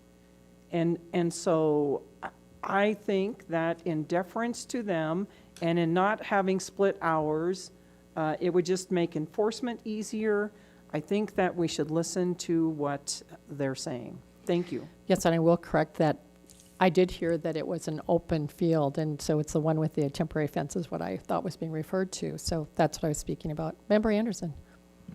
Thank you, Mayor. And while I did appreciate the arguments Ms. McKenzie made for the hours, I do like the idea of allowing time all year round where kids can use the wide open fields and, people can go out there and throw frisbee without having to use, or not without having to be concerned about running into an off-leash dog if they're not comfortable with that. So I do like the hours the way they are. As that does mean that the park, that section of the park, even over on the other side of the fence, can still be used by people, at least for some portion of the day. So I'm in favor of continuing with the hours as they are currently in the ordinance. Thank you, Member Anderson. Anybody else? Member Ward?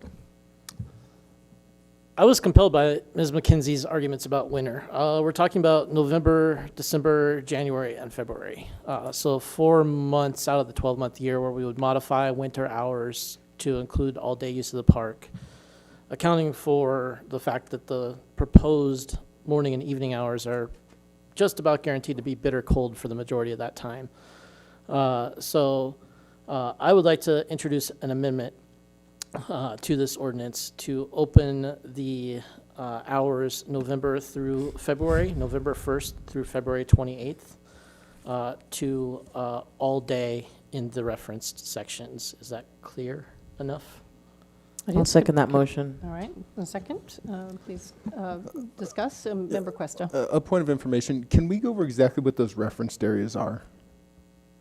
Yes, so the Northwest Greenbelt, full area, Jason Park, the north half of the park, north of the playground, and the temporary fence would not be up during the winter, so it would also include that area that is covered seasonally by the temporary fence. And then the north side of Duncan, which is being classified as off-leash under this ordinance. Staff, I'll put you on the spot here. Do you by any chance have those maps handy? And if not, I understand. I don't have them on me, but I don't know if the clerks can reference the PowerPoint. If not, I can send it to you. If not, it's okay. I think it was more Jason Park. So it is the full Jason Park North Field that you're including in that. Correct. The fence Very we're good. installing at Jason Park that separates the north from the south half of the park is a permanent fence. Correct. Sure. So we wouldn't change the classification of the south portion as on leash, but the north portion would open up during those 4 months of the winter. Okay, very good. Thank you. Mayor Pro Tem Sierra. Thank you, Mayor. And just a point of clarification, we're going to be limiting it to 6 a.m. to 11 p.m. Correct. Regular park hours. Any other comments? All right, go ahead, Mayor Pro Tem. Thank you, Mayor. I will be voting against the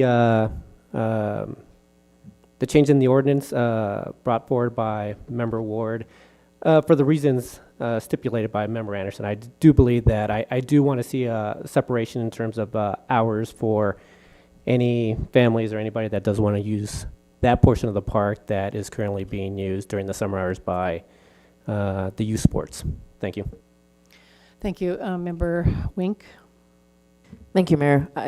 I too was appreciative of the young ladies. I'm sorry, I forgot your name. I guess it's on my agenda. From Dartmouth and Santa Fe. Her sharing and clarification of the information, and I definitely feel that I am in support, as is Member Ward, of the amended park hours for winter.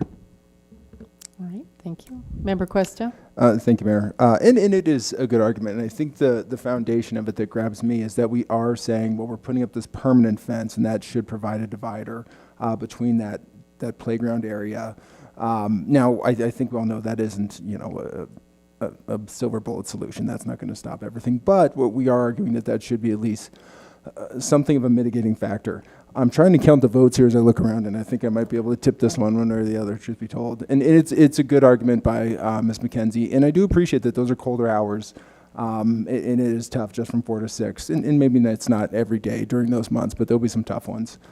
So I certainly I see the point made, and I'm wondering about that fence now. We're arguing this permanent fence should be a mitigating factor, but yet we still need to keep those restricting hours up. And I see the conflict there in what we're saying.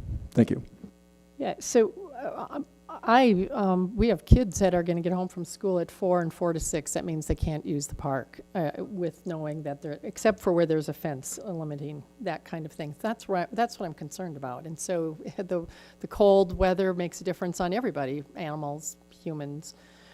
So that's where I am. I also think that we heard a lot through the time, and this is interesting. It's been very, depends on what side you're on, at what point you bring this up. But it's one of the things we heard was the differing hours and things changing and being confused, and can we be really clear about things? To me, this is clear. And I wish that we would just try it and see what happens and then come back to it in 6 months, but I know that's a lot of work. But I won't be voting for the hours change. Hopefully, if it passes, we'll know if it works or not. But I just think I would prefer to see our families at least being able to use it more. Maybe we need to do it from, to 4 p.m. I don't know. Yeah, that's where I am. And I also want to make one other comment about the Parks and Rec folks, and particularly you, Director Underhill, and your staff in the group, have been charged with you're not listening to me, and you aren't doing it my way. So then council does it a different way, and you still get it. So I'm sorry that either way you end up being the target, but council will intervene if we think something that they're doing, which is what we did with these hours, is not necessarily what we wanted to see happen, because we're opening it up differently. Member Ward. I just want to point out that the south side of Jason Park is a pretty generous open space. I drive by Jason Park almost daily down Quincy, and there's a lot of room there to throw a frisbee or romp around. And also not a ton of anchorage for off-leash dog use in the city. So I don't think we're giving up much by opening it up 4 months of the year. Okay. All right, Councilmember Cuesta? We're done. All right, I think we're ready to vote, right? Please, we're voting in the amendment of changing the hours to be in the winter time during those hours, 6 a.m. to 11 p.m., right? Okay, please take the vote. Member Anderson? Nay. Member Cuesta? Aye. Member Russell? Aye. Mayor Pro Tem Sierra? Nay. Member Ward? Aye. Member Wink? Aye. Mayor Olson? Nay. All votes have been cast. Let the record show 4 ayes, 3 nays. The 3 nays being Member Anderson, Mayor Pro Tem Sierra, Mayor Olson. Thank you. So that moves us back to the first one, which is this a large enough change that would have to come back for a first reading again, or is it okay to? It's okay to do this tonight, right? So I want to make sure. So first reading with the changes made in the hours during the winter. Any further conversation or discussion about that? Seeing none, please. Oh, Member Cuesta? I will briefly, and I was really split on that last amendment that Member Ward proposed. And I think that is something that we should be able to, within 6 months, to know. Was there an increased number of violations, or did we have troubles during those hours? So, I won't be here to have the conversation, but for those that will be, I think that's something we can reflect on and see how that worked. Thank you.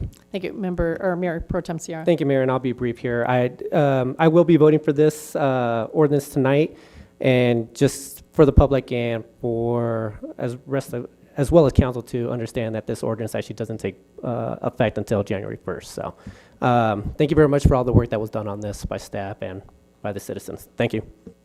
Thank you, and I too would like to thank all the staff, and particularly the ones who were doing all the research all the time for this, as well as the citizens that sat on that commission and the task force and had to wade through it all, and sometimes not always be treated kindly.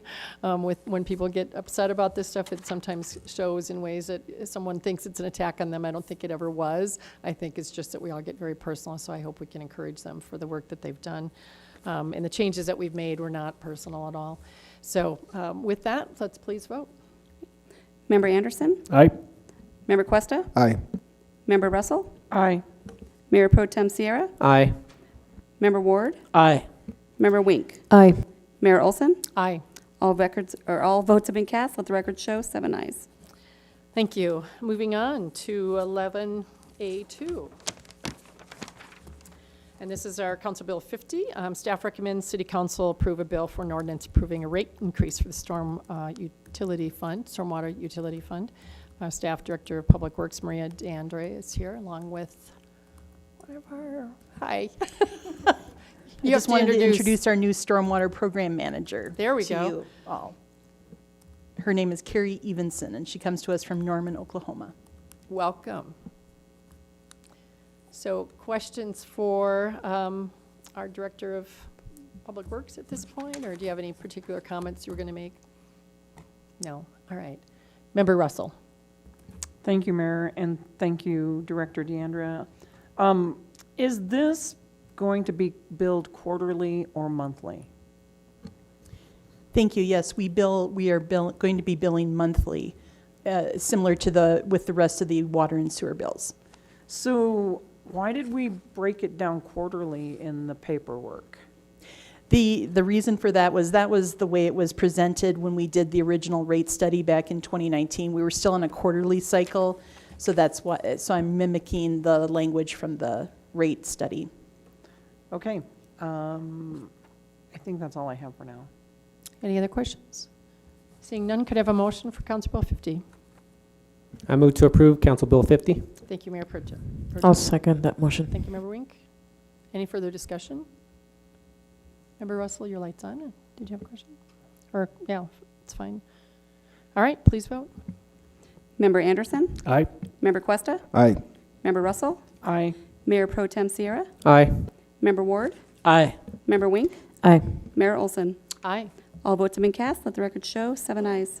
Thank you, and with that, I'll come back on consent agenda. 11A3 is Council Bill 51. Staff recommends City Council approve a bill for ordinance for the 2022 sewer utilities rates and staff utilities in South Platte renew. Director Peter Van Rye and Utilities Deputy Director of Business Solutions Sarah Stone. I think it's just Ms. Stone tonight, so thank you. It is. Thank you. Do we have questions for our Deputy Director? Mayor Pro Tem Sierra. Thank you, Mayor, and thank you, Ms. Stone, for coming tonight. I guess my question is, and actually this probably pertains to the council bill that we spoke before. Any citizens that do have financial constraints with paying any of these bills, are these still able to access relief through the, what is it, the Citizen Assistance Program, or I'm trying to think what the acronym or what the C stood for either of the two opportunities through Arapahoe County? They are still allowed to apply through that program. I really appreciate it. Thank you, Ms. Stone. Thank you. Could I have a motion to approve Council Bill 51?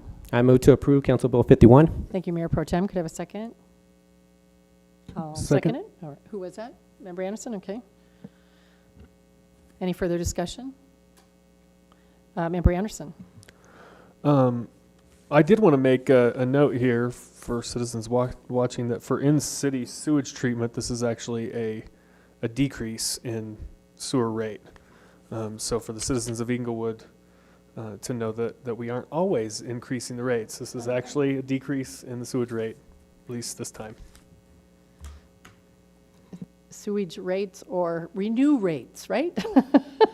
Mayor, go ahead, Member Russell. Yes, thank you. And I want to thank Director Van Rye and Ms. Stone, all the work that you all did to get this, because I believe it is much more fair and equitable. And so I'm very thankful that the rates have gone down. Thank you. I do have one other question. Is it possible when we haven't negotiated all the connector districts yet, correct? So the rate that's in the ordinance would apply to all the connector districts. Okay. So it won't necessarily change the rates again? It wouldn't necessarily change the rates again. The plan is to increase moving forward now that we've reset with the new methodology. Okay, thank you very much. And I'm going to add to that. So, and it will be revisited in the future once this is reset to figure out whether this was the right amount. That's what I think is important for the public to know. Yeah, okay. Great, let's please vote. Member Anderson? Aye. Member Cuesta? Aye. Member Russell? Aye. Mayor Pro Tem Sierra? Aye. Member Ward? Aye. Member Wink? Aye. Mayor Olson? Aye. All votes have been cast. Let the record show 7 ayes. Thank you. It's unanimous pass. It will return to us on consent agenda at the next meeting. 11A4 is Council Bill 52. Staff recommends City Council approve a bill for an ordinance for the 2022 sewer utility fees. And this is, again, our Deputy Director of Business Solutions, Sarah Stone, is here to answer any questions. Anything for her tonight? Seeing none, can I have a motion to approve 11A4? I move to approve 11A4. Thank you, Mayor Pro Tem. Can I have a second? Second. Thank you, Member Anderson. Any further discussion? Seeing none, please vote. Member Anderson? Aye. Member Cuesta? Aye. Member Russell? Aye. Mayor Pro Tem Sierra? Aye. Member Ward? Aye. Member Wink? Aye. Mayor Olson? Aye. All votes have been cast. Let the record show 7 ayes. Thank you. And with this passing, we'll come to consent agenda as well. So we're cooking here. 11B1 is approval of ordinances on second reading, and this is Council Bill 42. Staff recommends City Council approve an ordinance for the approval of the Fifield Englewood Station Planned Unit Development, ZON 2021-001. Our staff senior planner, actually I see that it is none of you on the list. Wade Burkholder. Wade Burkholder, sorry. You're not listed here, and I'm going, okay. So, and thank you. I think you're, go ahead and present to us whatever you want, but I think it's more questions tonight, so. Right, I'm just here for questions. Okay. Any questions tonight? Seeing none, thank you. Go ahead, Mayor Pro Tem. Thank you, Mayor. Actually, I'll just ask the question because I think I stated something, or I stated the wrong number last week on my reason for approving. The workforce housing component, I believe I stated was 50 or 60 units, but I understand that it's actually higher than that. Is that correct, Mr. Burkholder? I believe 80 units.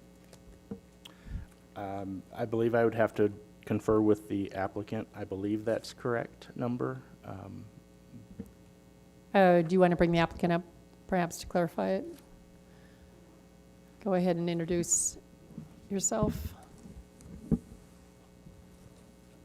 I'm Kevin Farrell with Fifield. Thank you. None of the units are formally designated income restricted or workforce. But, yeah, 50 to 60 of the units with the rents that are pegged today and the starting rents when we go out to lease in 2 years would qualify as workforce housing in the greater Denver metropolitan area. Thank you, Mr. Farrell. So it was 50 to 60, so that number is correct. Okay. Yes, sir. Just wanted to get clarity on that. Thank you so much. Yep. Thank you, Member Cuesta. Thank you, sir. Will you once again explain how you're meeting that threshold of workforce housing? Well, it's a definition.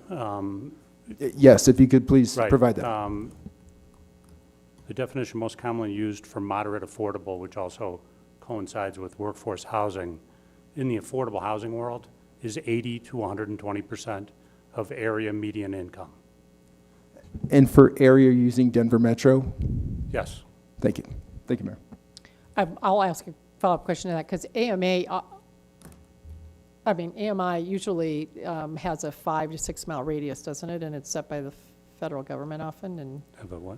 I believe something like that. I'm mostly familiar with Chicago, and it's the greater metropolitan Yeah. area.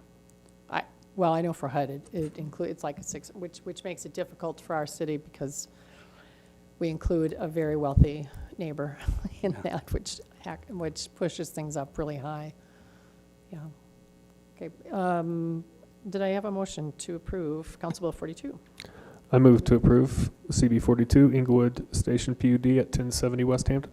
Thank you, Member Anderson. Can I have a second? I second. Thank you, Mayor Pro Tem. Any further discussion? Seeing none, please vote. Member Russell, go ahead. I just would like to reiterate the reasons that I am not going to vote for this. I believe there is insufficient parking. The traffic impact will be greater than projected. There's not enough green space and landscaping. It will increase density. The park and lieu fee is minimal for the density impact. Englewood does not have the infrastructure to accommodate the increased density. We need to protect our industrial area properties. They are greater income generators. Thank you. Thank you. Any further comments? Seeing none, please vote. Member Anderson? Aye. Member Cuesta? Nay. Member Russell? Nay. Mayor Pro Tem Sierra? Aye. Member Ward? Aye. Member Wink? Aye. Mayor Olson? Aye. All votes have been cast. Let the record show 5 ayes, 2 nays, the 2 nays being Member Cuesta and Member Russell. Thank you. Moving on to 11C1. These are under resolutions and motions. Resolution authorizing submittal of a grant application in the amount of $500,000 to the Bureau of Reclamation for funding of flat rate to metered water service conversion. And our Staff Utilities Director of Business Solutions, Sarah Stone, is here again to thank you, gentlemen, for your help on all that. But Ms. Stone, go ahead. Do we have any? We don't have a presentation on this tonight. We do, but given the time, I'm happy to summarize. Would you go ahead? Let's summarize. Okay.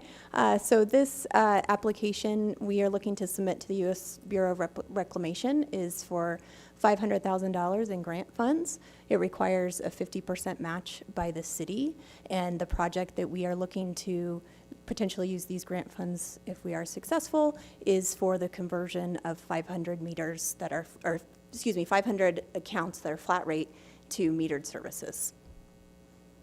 Thank you, and I'm sorry, I did not have my PDF open to the right place, so I forgot you really did have a PowerPoint here. So, Council, if you want to ask anything about it, I didn't mean to short-circuit that in any way. Mayor Pro Tem, go ahead. Thank you, Mayor. And Deputy Director Stone, thank you very much for that. In the reading, it sounded like the citizens that we're going to be reaching out to are the citizens that actually are going to benefit from the changeover.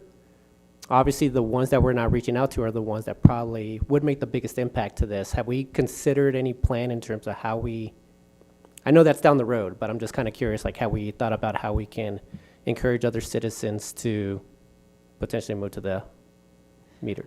Sure, yeah. I mean, we will make a prioritized list should we get grant funds, but this is a priority for the utilities department to get every customer switched over to metered services. So we will continue the outreach as necessary. Thank you. Member Russell? It will still be voluntary, correct? It is currently voluntary, but at some point we would like to get all customers on metered services. There's the opportunity for customers that are on flat rates to save money when their water is metered. There's also water conservation benefits to that.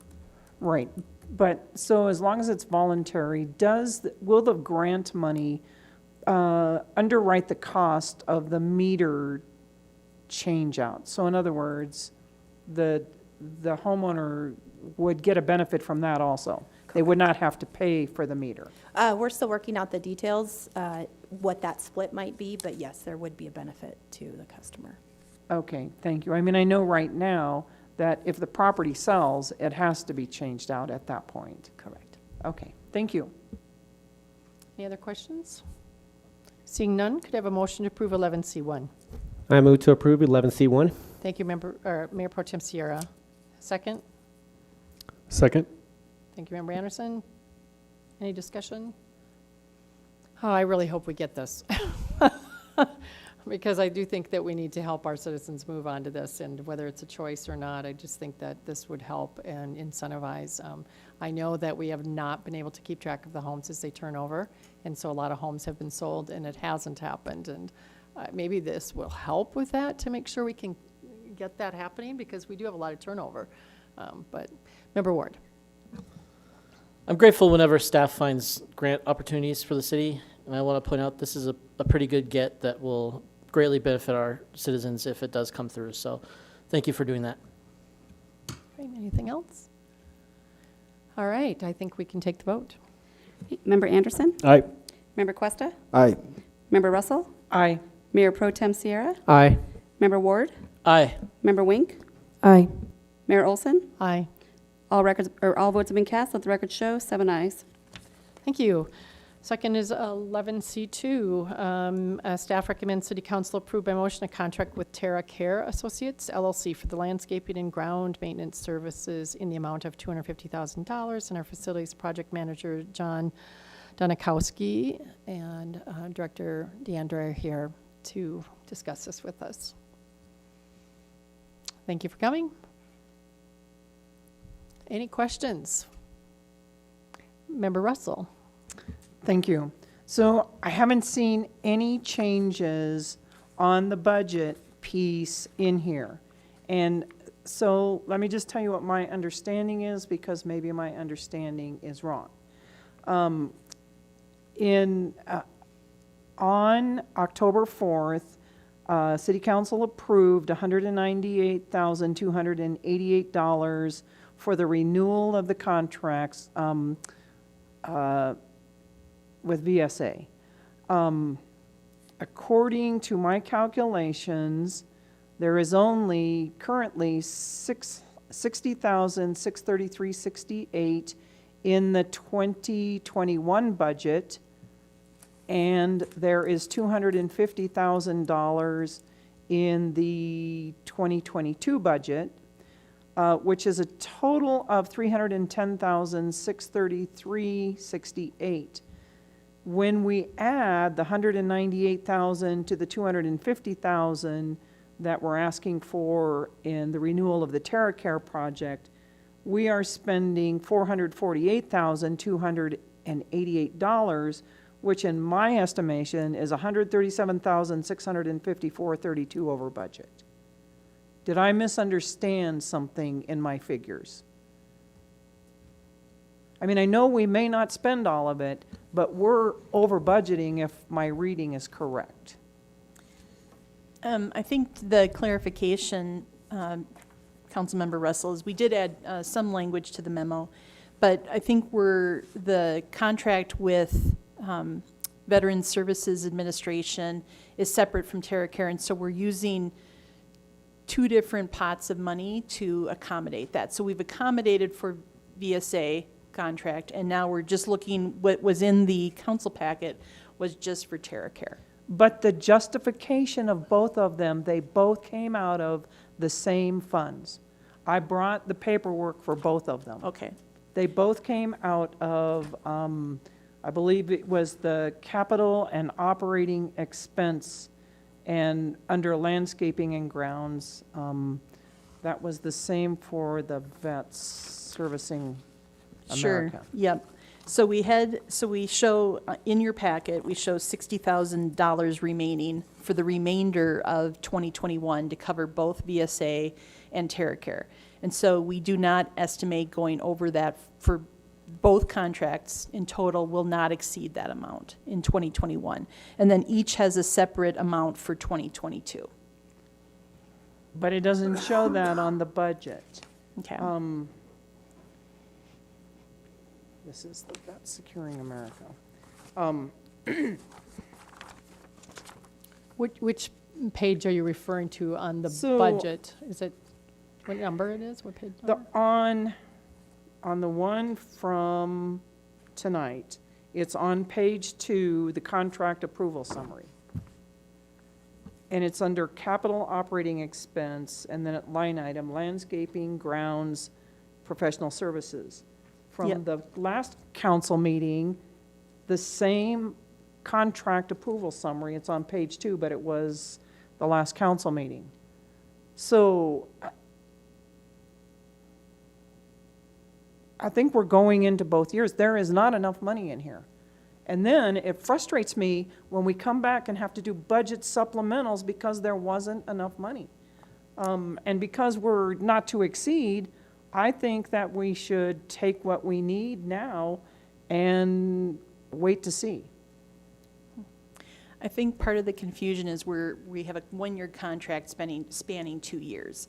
And so I feel that, or we feel confident, as well as finance staff feels confident that we've got the available funds to cover these contracts between the 2 years. So the remainder of what's available in 2021, starting with the new contract, and then the remaining funds for 2022.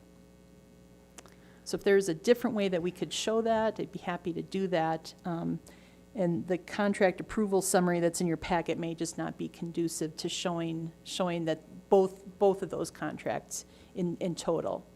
So I could certainly follow up and show that in a different format. Well, the information that I have now is not significant enough to make a decision on. I appreciate that. Thank you. Member Ward? I have a different question. Reviewing this contract, grass cutting and trimming schedule, allowable time periods, 6 a.m. to 6 p.m., mowing, edging, blowing. Quiet hours in the city of Englewood are 7 a.m. to 7 p.m. No landscaping activity starting at 6 a.m., please. We need to honor quiet hours, and we need to have a contract that honors quiet hours. Thank you for noticing that. We'll certainly change that. Is it like that because it's this area? Is that, no, it just was a mistake on the way you set it up? Okay, we great. need to conform to the noise ordinances. Because if not, I would say if there's any other areas of the city that are written like that too, they should all go to whatever the noise, which is I think 7, right? So, yeah. Great. I don't see the financial thing here as being a problem, but I might not be reading it the same way. It looks to me like we have way more money than we need to accomplish both this year and next if everything stays the same.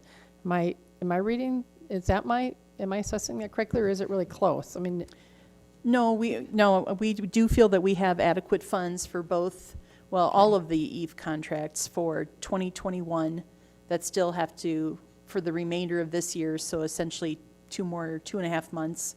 And then it would run, we would come back to you about in October of next year to start the next year's cycle. okay. So we do feel that we have adequate funds between both years to cover what's left in, or the remaining amount of time in the 2021 budget for the remainder of 2021, and adequate funds in 2022 for that 10.5-month period.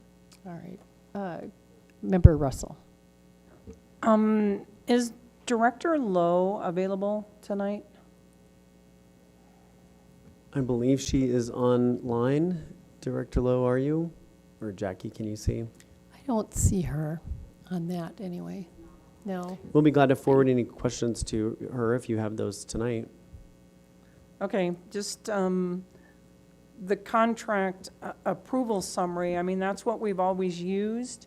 And if that's not going to be sufficient, then staff needs to come up with a different way to report this, because it is definitely not clear. And over budgeting $137,000 is not wise, especially when it's a not to exceed contract. Member Ward. I support Member Russell on this, actually.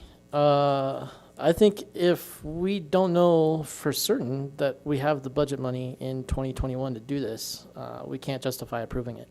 So I'd be supportive of tabling this to our next session in order to get the information that we need to approve it, absent some sort of unintended consequence of doing that.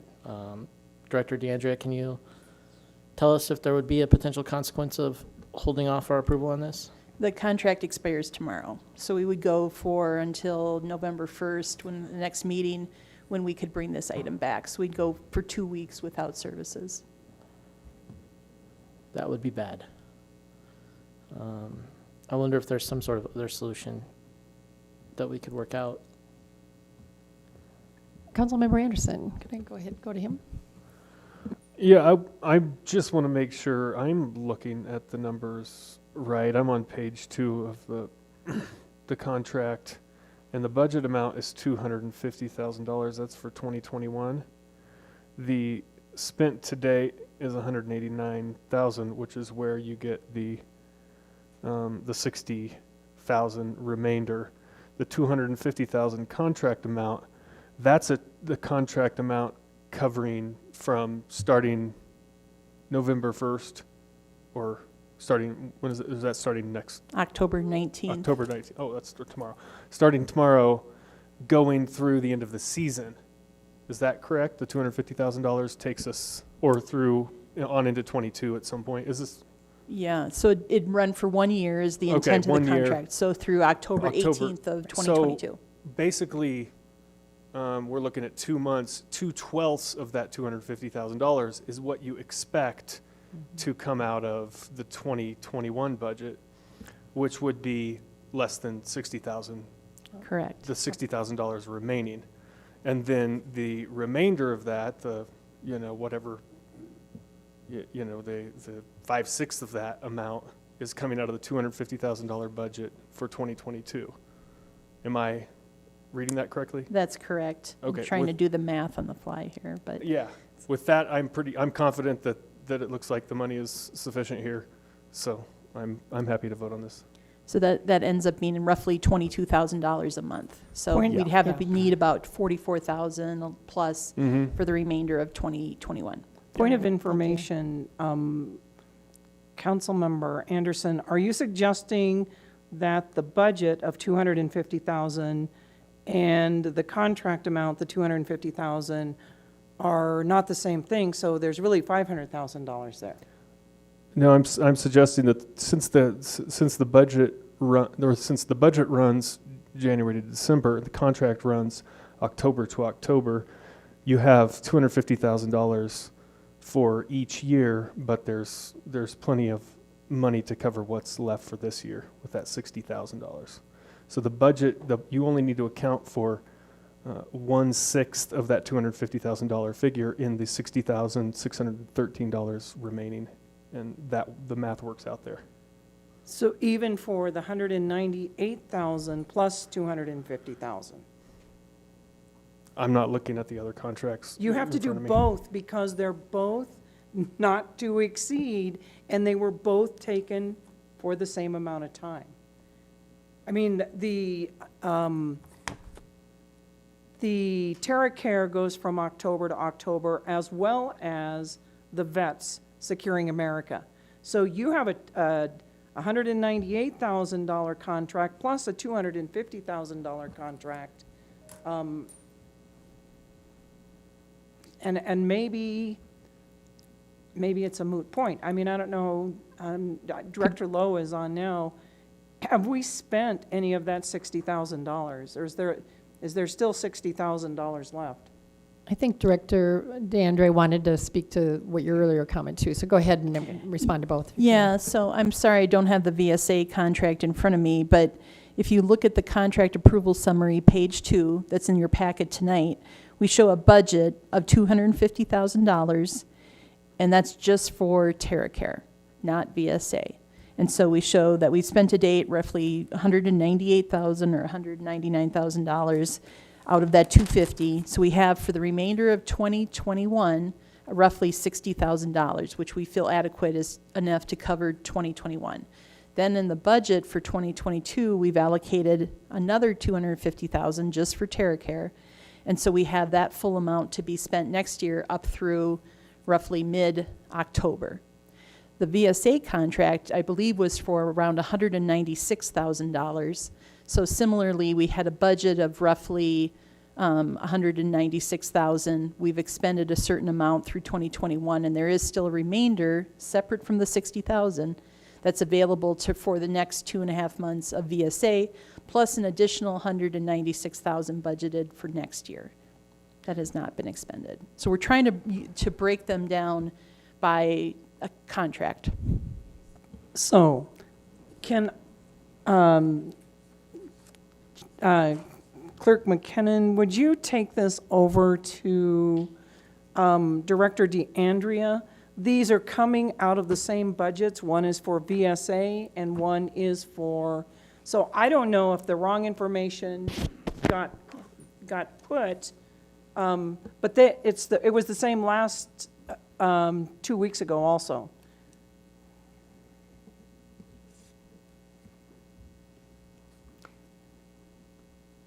Member Anderson, I'm just checking whether you wanted your light on or not. Okay. Member Ward, you're next, I think.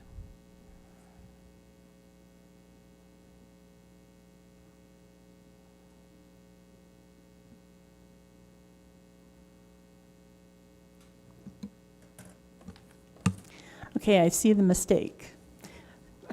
So what we've attached,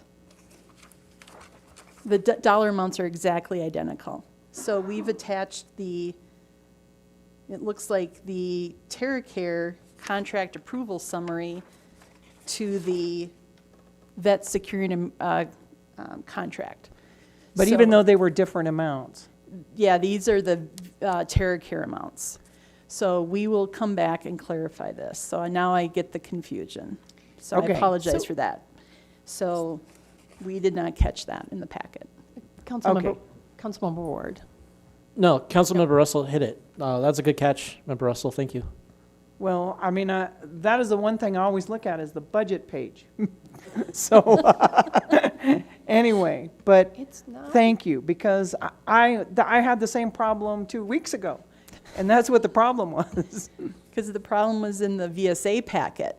Okay. Okay, great. Thank you for pointing that out. All right, and it does come out of a different fund then? It's the same line item, but there's separate funds for TerraCare and for VSA. And so we were trying to show those, they're within the same line item, but they're separate budgeted amounts for the landscaping versus the security. So again, we feel very confident that we have the available funds, and we will put out a summary to you with the correct contract approval summary and show that in detail in a spreadsheet. And then we'll have Director Lowe check that before it goes sent to you. Okay, I greatly appreciate that. Thank you. So with that, then we would need, I think, a motion to table this until probably November 1st. Is that right? Is that when, or do you need us to do an emergency next week on this? If council feels comfortable, we'd appreciate if you wouldn't mind approving tonight, or if you approve enough that we could get through November 1st and come back to you with additional information. But I think we've identified the mistake, that it was more of a clerical error than an actual budgeted number. Okay. Error. City Attorney Niles? Yes, Mayor. I just wanted to clarify that the error, the wrong information was provided on the October 4th agenda. So the information before you tonight on the matter before you now is the correct information for this agenda item. Right. So and maybe that's what's confusing to me, because I'm looking at what's there tonight. So we could still move forward on this, but with the background info to make sure that all of the clerical errors that were pulled in. And I was wondering if part of this was, so did you receive that also tonight, Member Russell, or you just pulled out the October 4th? No, now I know what the problem was. The problem was not with TerraCare in the first place. TerraCare was okay 2 weeks ago. It was the VSA that was wrong. Okay.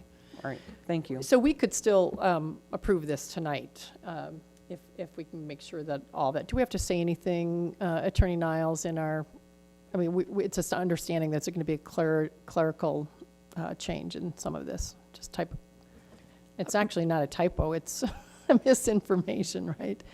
Actually, there's no change required for the item before you now. Okay. And what I'm hearing from Maria is that we will get you the corrected information for the Vet Securing veterans. America contract that was already approved 2 weeks ago, just so that you have that.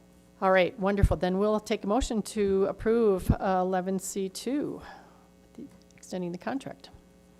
I move to approve 11C2. Thank you, Mayor Pro Tem. Could I have a second? Second. Thank you, Member Anderson. Any further discussion? All right, please vote. Member Anderson? Aye. Member Cuesta? Aye. Member Russell? Aye. Mayor Pro Tem Sierra? Aye. Member Ward? Aye. Member Wink? Aye. Mayor Olson? Aye. All votes have been cast. Let the record show 7 ayes.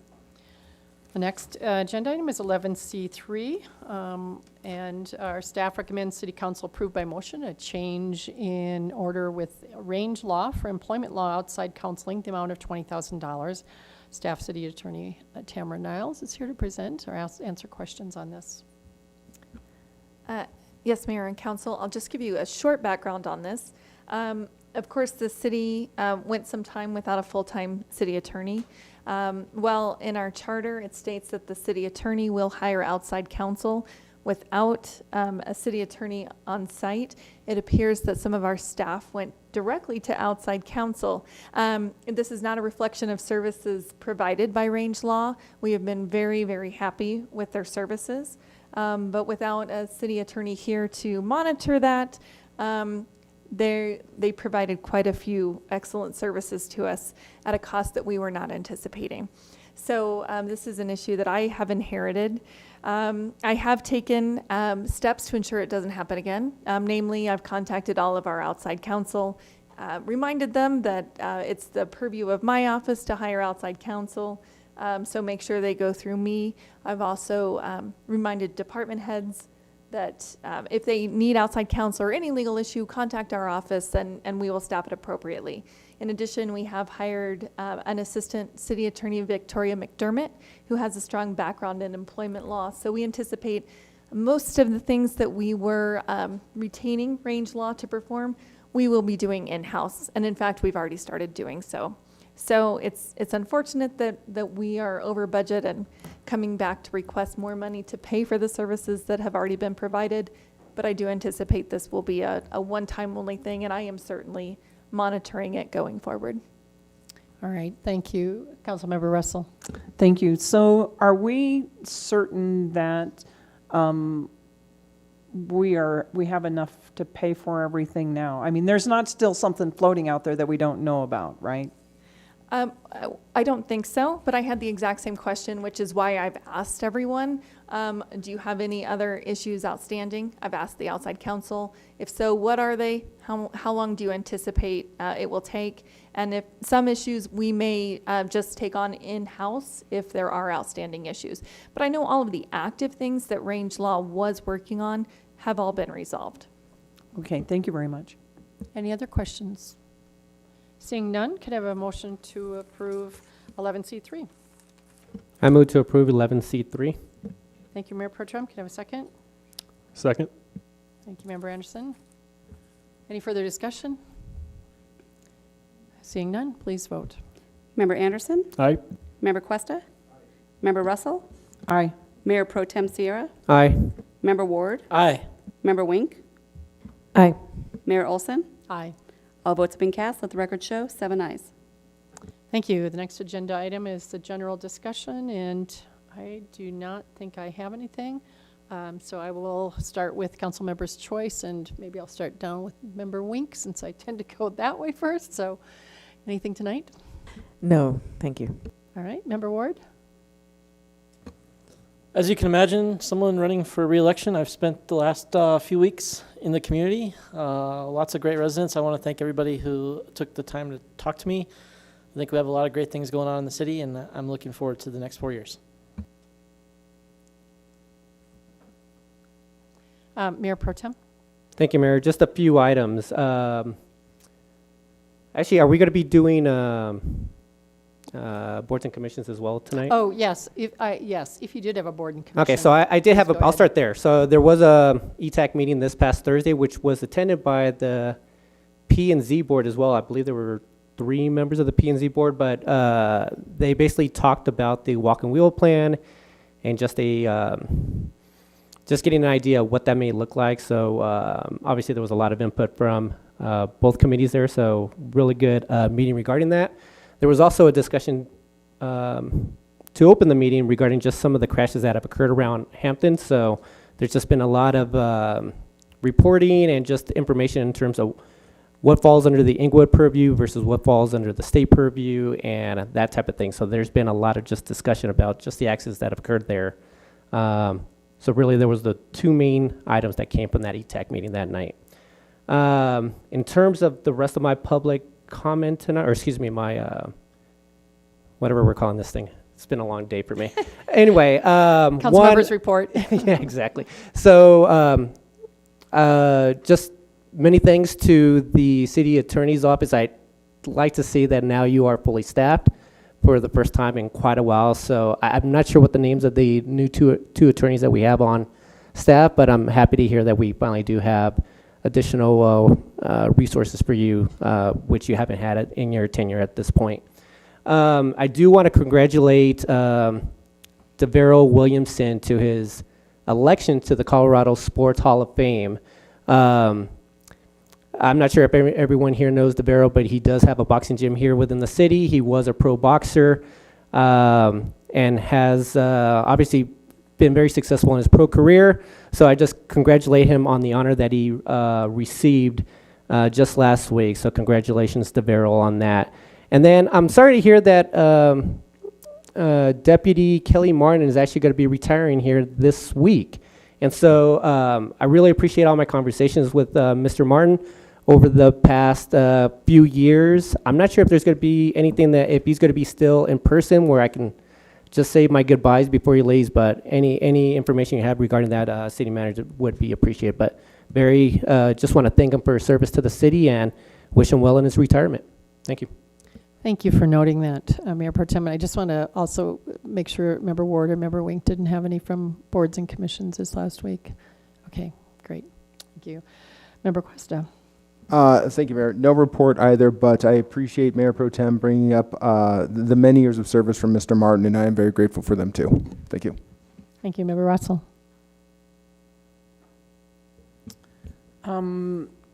Thank you, Mayor. And I, too, am grateful for the years that Kelly Martin gave to the city and wish him well in retirement. I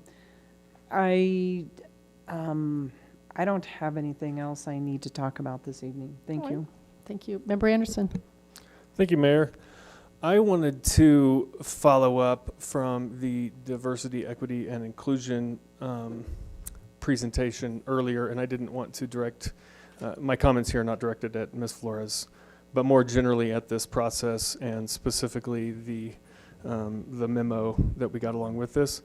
When we were first discussing what to do with this unassigned fund balance, I remember this $50,000 line item coming up, and I understood at the time to be an analysis of our codes and ordinances to see if we had anything that was it would keep underprivileged or poor people excluded from the City of Englewood, and I thought that was really good and necessary work. A couple of thoughts came to mind at the time. For one example was our occupancy limitations make it so that if you want to live in Englewood but you can't afford a home, it's very difficult, since it's against our rules to have more than a couple of roommates, that it's very difficult to pool resources to rent or own a home. Our ADU law, while it's good that we got that ball rolling on that, it's very difficult to build those, and there's a real opportunity for market-based kind of affordable housing for poor people as well. So I think we kind of missed an opportunity. I was hoping the plan would include some of that kind of analysis, but I really don't think the Equity Project is well equipped to do that kind of work. So as I was reading through the memo, there were a couple of things that jumped out that are concerning to me, and the first one was from page 2, paragraph 2, that there's an effort to infuse diversity, equity, and inclusion concepts into every facet of their work and lives. That strikes me as a statement of religious values with an intent to catechize people. And this reads to me like a warning for staff who don't hold to the woke religion. They're coming for you, and they're going to make you conform. And further on the page, it says, engage with city staff to determine how equipped, knowledgeable, and eager they are to work on concepts related to diversity, equity, inclusion. Again, if there are city staff members who don't hold to that, are they going to meet the eagerness standard? We're actually being told right up front that the outcome of this project will be a city staff that all think the same, eagerly, in the name of diversity. So, you guys know that I grew up in church, and I can smell religious legalism from a mile away. The same pinch-nosed church lady who goes around measuring skirts to make sure they're the right length also wants to make sure everybody thinks the right things. I've opposed that nonsense my whole life, and I'm not going to start cheering for it now. So when I see someone who wants to go around making sure staff are all properly eager for the dogmas of the woke church, alarm bells start going off for me. So to make it worse, the opportunity cost of this is that we're not actually going to get the hard work done to make sure we have a city where we don't have ordinances that actually exclude poor people regardless of their race, creed, or gender. So I'm a Christian. I'm not opposed to religion or diversity. It says in Scripture that through the blood of Jesus, who's seated at the right hand of the Father, the dividing wall of hostility has been broken down between ethnicities, and promises that one day there will be a kingdom of every tribe, tongue, and nation. That's a glorious hope, and it's something I'm eager to see fulfilled. In the meantime, I resist the attempts to force a version of religious conformity by brute force. Thank you. That's all I have tonight. All right. I didn't have any mayor's comments, but I will in response to that.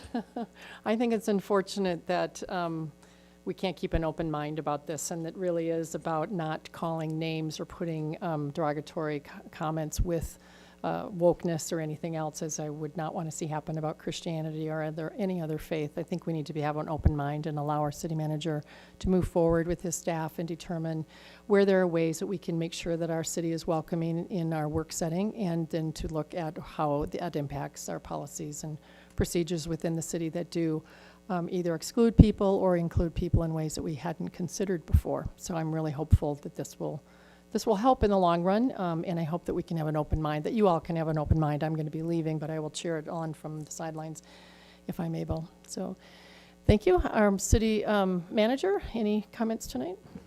Thank you, Mayor. I actually have a PowerPoint that I'll ask staff to bring up. It was just finished in response to the news report that occurred on Friday and some additional information that we received today. But I do want to start my comments by just reassuring council and Councilmember Anderson that everything that we committed to in the DEI strategic work is going to include exactly what you mentioned with regard to people who are, maybe disadvantaged, et cetera, within the community. So all that work will absolutely take place. That was not in the memo indicating that was work that they were going to do. So definitely, I think a few of those were in the memo, but we'll look at that again. So many of you probably saw the report. Channel 7 did a report on a weed issue in Englewood.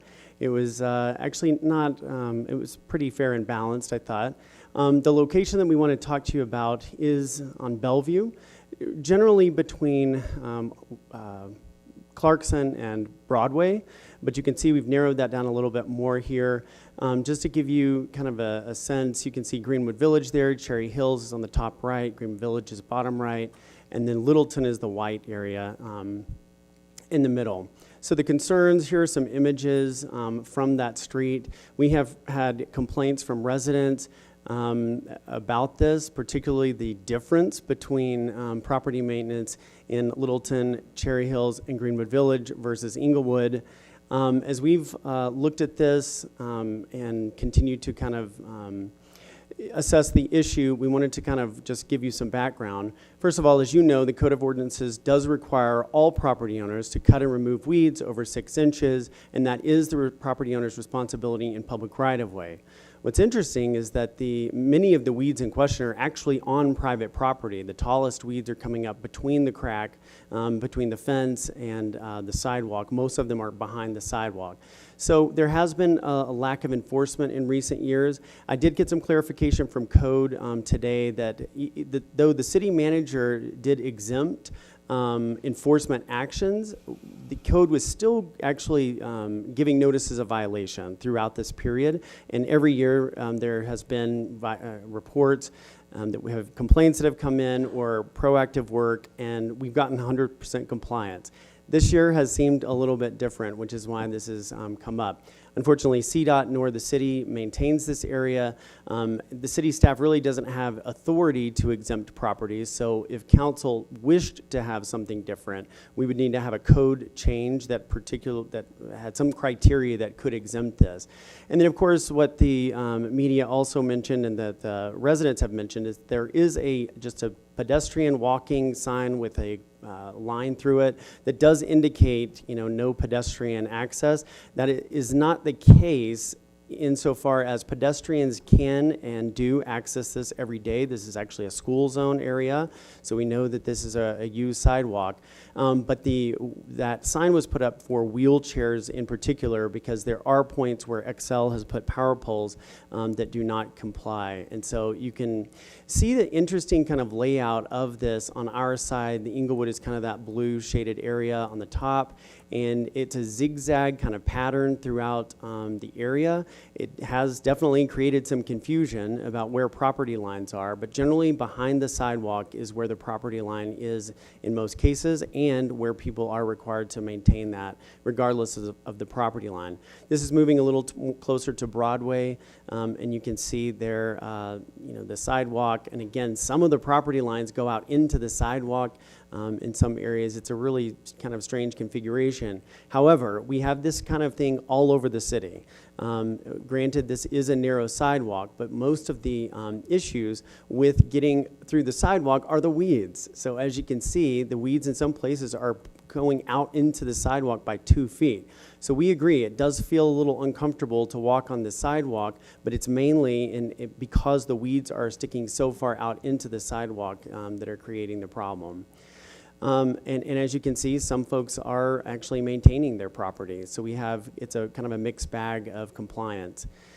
So we wanted to just give you some options. I will preview this by saying, certainly council can absolutely provide no direction and we will continue with business as usual, but because I have had one council member as well as today we got a petition from about 10 of those residents who were cited out of the 20 or so that received notices that did sign saying that want the city to build a sound barrier on that and not require them to maintain the property. So that was what the petition was asking for. So I wanted just to give council some options and to be aware of that petition. First option, take no action. Certainly that would satisfy the residents, although they are now also asking for the wall. The cons are it's inconsistent with other properties, affected owners that maintain that now. It's really inequitable to them that they are maintaining, but others are not required to. But it also continues kind of the blighting effect that these weeds are having as you enter and see a sign that says Englewood city limits, and the weeds are the way they are. We could also continue with what we're doing now with enforcement as we have in past, but instead of just kind of letting cases go away when they don't comply, they would be required to, we could either abate those or we could issue a summons. They have another 10 days at this point to comply. I did put an asterisk here. One of the things that Code Manager Lewis, no relation, pointed out was that we could have an option where we do a one-time cleanup because the weeds have gotten so big this year that it may take some heavy-duty equipment. So we could do a one-time cleanup with a certified letter to every property owner saying this will not happen again. These are some steps you can take to make sure this doesn't happen again. We could also continue with enforcement, but perhaps have some sort of grant for gates in the back. Many of these properties do not have gates in the back. As Code Manager Lewis pointed out, many of our alleys don't have gates, and we still require them to maintain plants, plant overgrowth in the alleys. So some of the pros there, it does address the problem and the concern that the owners don't have access. Unfortunately, it does treat property owners differently from others. Last but not least, city or a contractor could take over maintenance, and you can see there that would be decades, I guess, in perpetuity of commitment of staff resources or staff or city money to actually pay for those services. So I'm certainly open to your feedback on this since it has become a little bit more of a public issue. I wanted to just be upfront with our actions. We are right now on number 2 is what staff is doing. I think you have 2 here. So first is Councilmember Russell.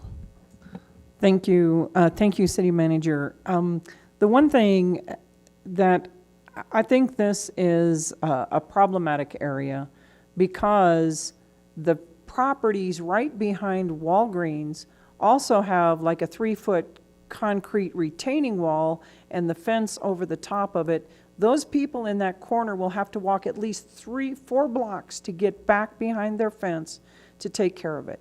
Bellevue is a very busy street. CDOT, have we talked to CDOT at all? Is it possible that we could get CDOT?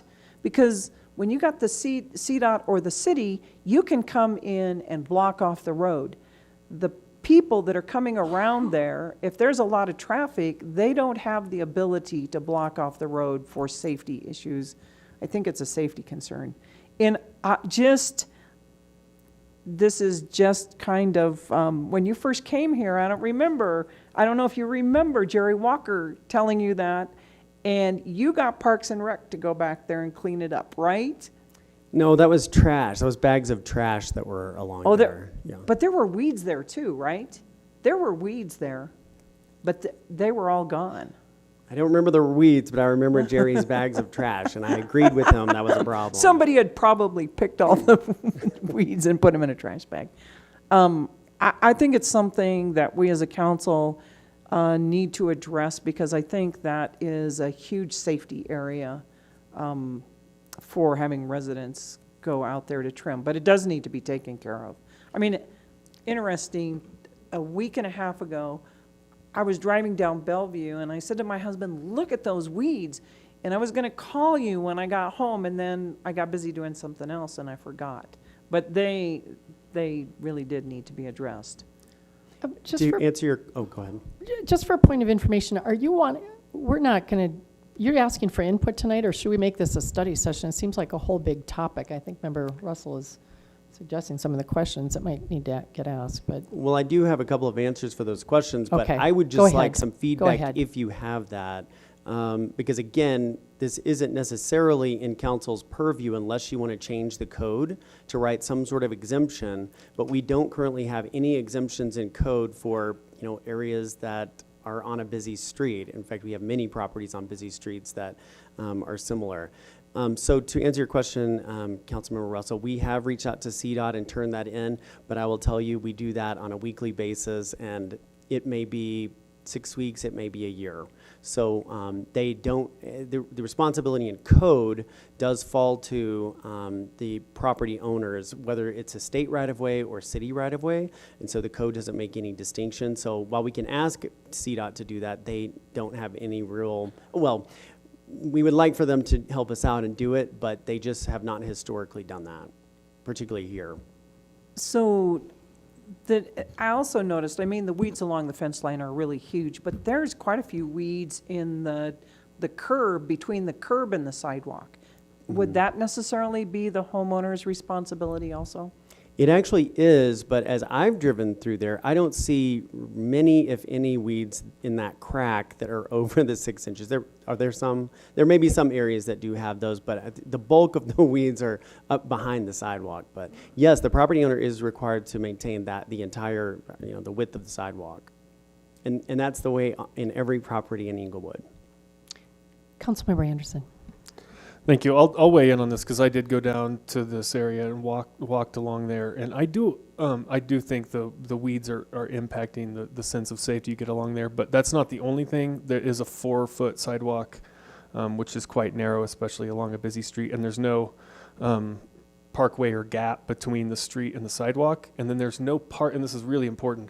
There's no parking lane or turn lane or anything right there, and so you are just inches away from cars. And I do a lot of walking around the city, and I have kind of an intuitive sense when I feel like something doesn't feel safe, and that definitely felt that way for me, even in areas where the weeds weren't growing out of the area. So I think this one does justify some sort of different treatment, and I would like to see it come to study session, just because I'm not familiar with any other place in the city that has that fast of traffic that close to the people who'd be required there, especially with the barricades blocking both ends. It's just a really, really unique situation that I think does require a unique approach. Councilmember Ward. Can you go back to the slide that displays the code?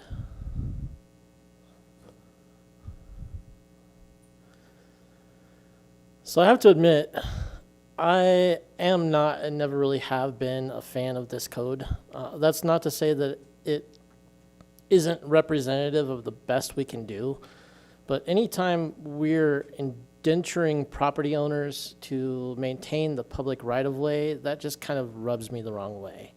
I looked this up some time ago, and similar to the military draft, it appears to be legal based upon case law, but we're forcing people to maintain city property under this code. And I think that we could re-examine this. There may be a better way. We'll have to think about it and discuss it. That doesn't solve the issue at hand, however. I would advocate for this having gone a full season, the city actually coming out and doing it at least one time. Seems like a viable use of city resources to me, and a public service for the people who travel along there and also the people who own property along there. Well, in the meantime, we have the policy discussion over what the best way is to maintain it in the future. Thank you, and if I could comment on that. This is a staple of of government at all levels through, from the beginning of the country's founding, that you are, as a property owner, have to maintain the area that goes into, that is kind of the pedestrian infrastructure. And so to take this away or modify this significantly would require I would say hundreds of staff members to maintain what all property owners, you and I included, are required to maintain. Yeah, just in case I wasn't clear, I'm not saying that this isn't the best we can do. I'm just saying that I don't like it. Well, so that's, I'd like to suggest at this point that it come back as a study session and what the ins and outs of it all are. I don't think we should be having a major discussion about a big change in this tonight on sort of just under a choice area, but it's obvious that it's a major problem. It's been like this for a very long time. Many of us have brought it up when it's snow time. It's the same thing, same problem. So I do think we're going to have to figure this out. So let's put it on study session as soon as we can, or maybe for the next council, because I'll have to vote on it. Is that too far away? Did you just specify a time? I'm Yeah, sorry. I just said, well, maybe when the new council is on, because we have to probably right. make a decision unless we do it next week and bring it back the following week. That's, if that's possible, we could do it quickly. But otherwise, I think you might want your new council seated. Okay, well, in that case, I'm probably going to just order it cleaned up by city staff at this point, and then notify residents that we will be having a discussion about this at a future study session. Because Anybody have a problem with that? It looks like everybody's okay with that. Councilmember Cuesta? The only thing I would note is that it does open the door to say, well, last time, I mean, we did just happen with Mr. Whatever it was, the trash bags or the weeds. And so I think that as long as it's stressed, that is while council, considers it further, and this is just a one-time action at this point. Because I think that it easily becomes, well, you did it last year. I hope you don't know. Thank you. Member Russell? Thank you. I think this is equitable for right now. I mean, because those people totally caught off guard, and it helps the appearance of the city, and I do think if we just make it clear that it's a one-time thing, and it takes care of it right now, so they won't be fined to death. Thank you. To death. Okay, Mayor Pro Tem Sierra. Yeah, thank you, Mayor. Yeah, I'm okay with the one-time thing. Also, I'm looking forward to seeing this on a study session, because now I'm wondering about the winter time when CDOT, even if they shovel that area, when the plows come and put the snow on there, what do we do in terms of code enforcement, in terms of them not shoveling that walk? So it makes me think about the larger issue overall. So, thanks. That has been the major issue in the past.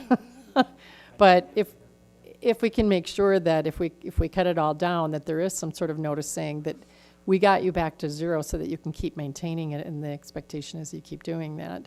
I think that's the way to do it. But in the meantime, we'll find a way to bring this back in a study session. I would like to hear what other places in town might be similar. Maybe they're not 4 foot. I've heard complaints for people along University, next to the new Kent Place, and walking there, that it's unsafe. I walk there, I don't find it unsafe, but some do. So anywhere else like that we've heard feedback, it'd be nice to look at them all together. All right, anything else? I think Mayor Pro Tem asked you about our retiring sergeant, right? Is there a party for him, or is there a way to say thanks to him publicly, or? Well, I would just say the police department doesn't party as much as the Civic Center, so I will check with the chief of police. We could all send him an email and say thank you for your service, too. Yes, but it's possible they've got something planned, so I'll check on that. I also wanted to let you know that, that we have gone through the testing, the interviewing process for Division Chief Martin's replacement, and Tracy Jones has been selected, Sergeant Tracy Jones, so we're excited about his appointment. Good to know. Thank you. All right, so I will take a motion to adjourn this meeting. Move to adjourn. And a second? Aye. And I'll do a voice consent vote. All in favor say aye. Aye. Any opposed? All right, this meeting is adjourned.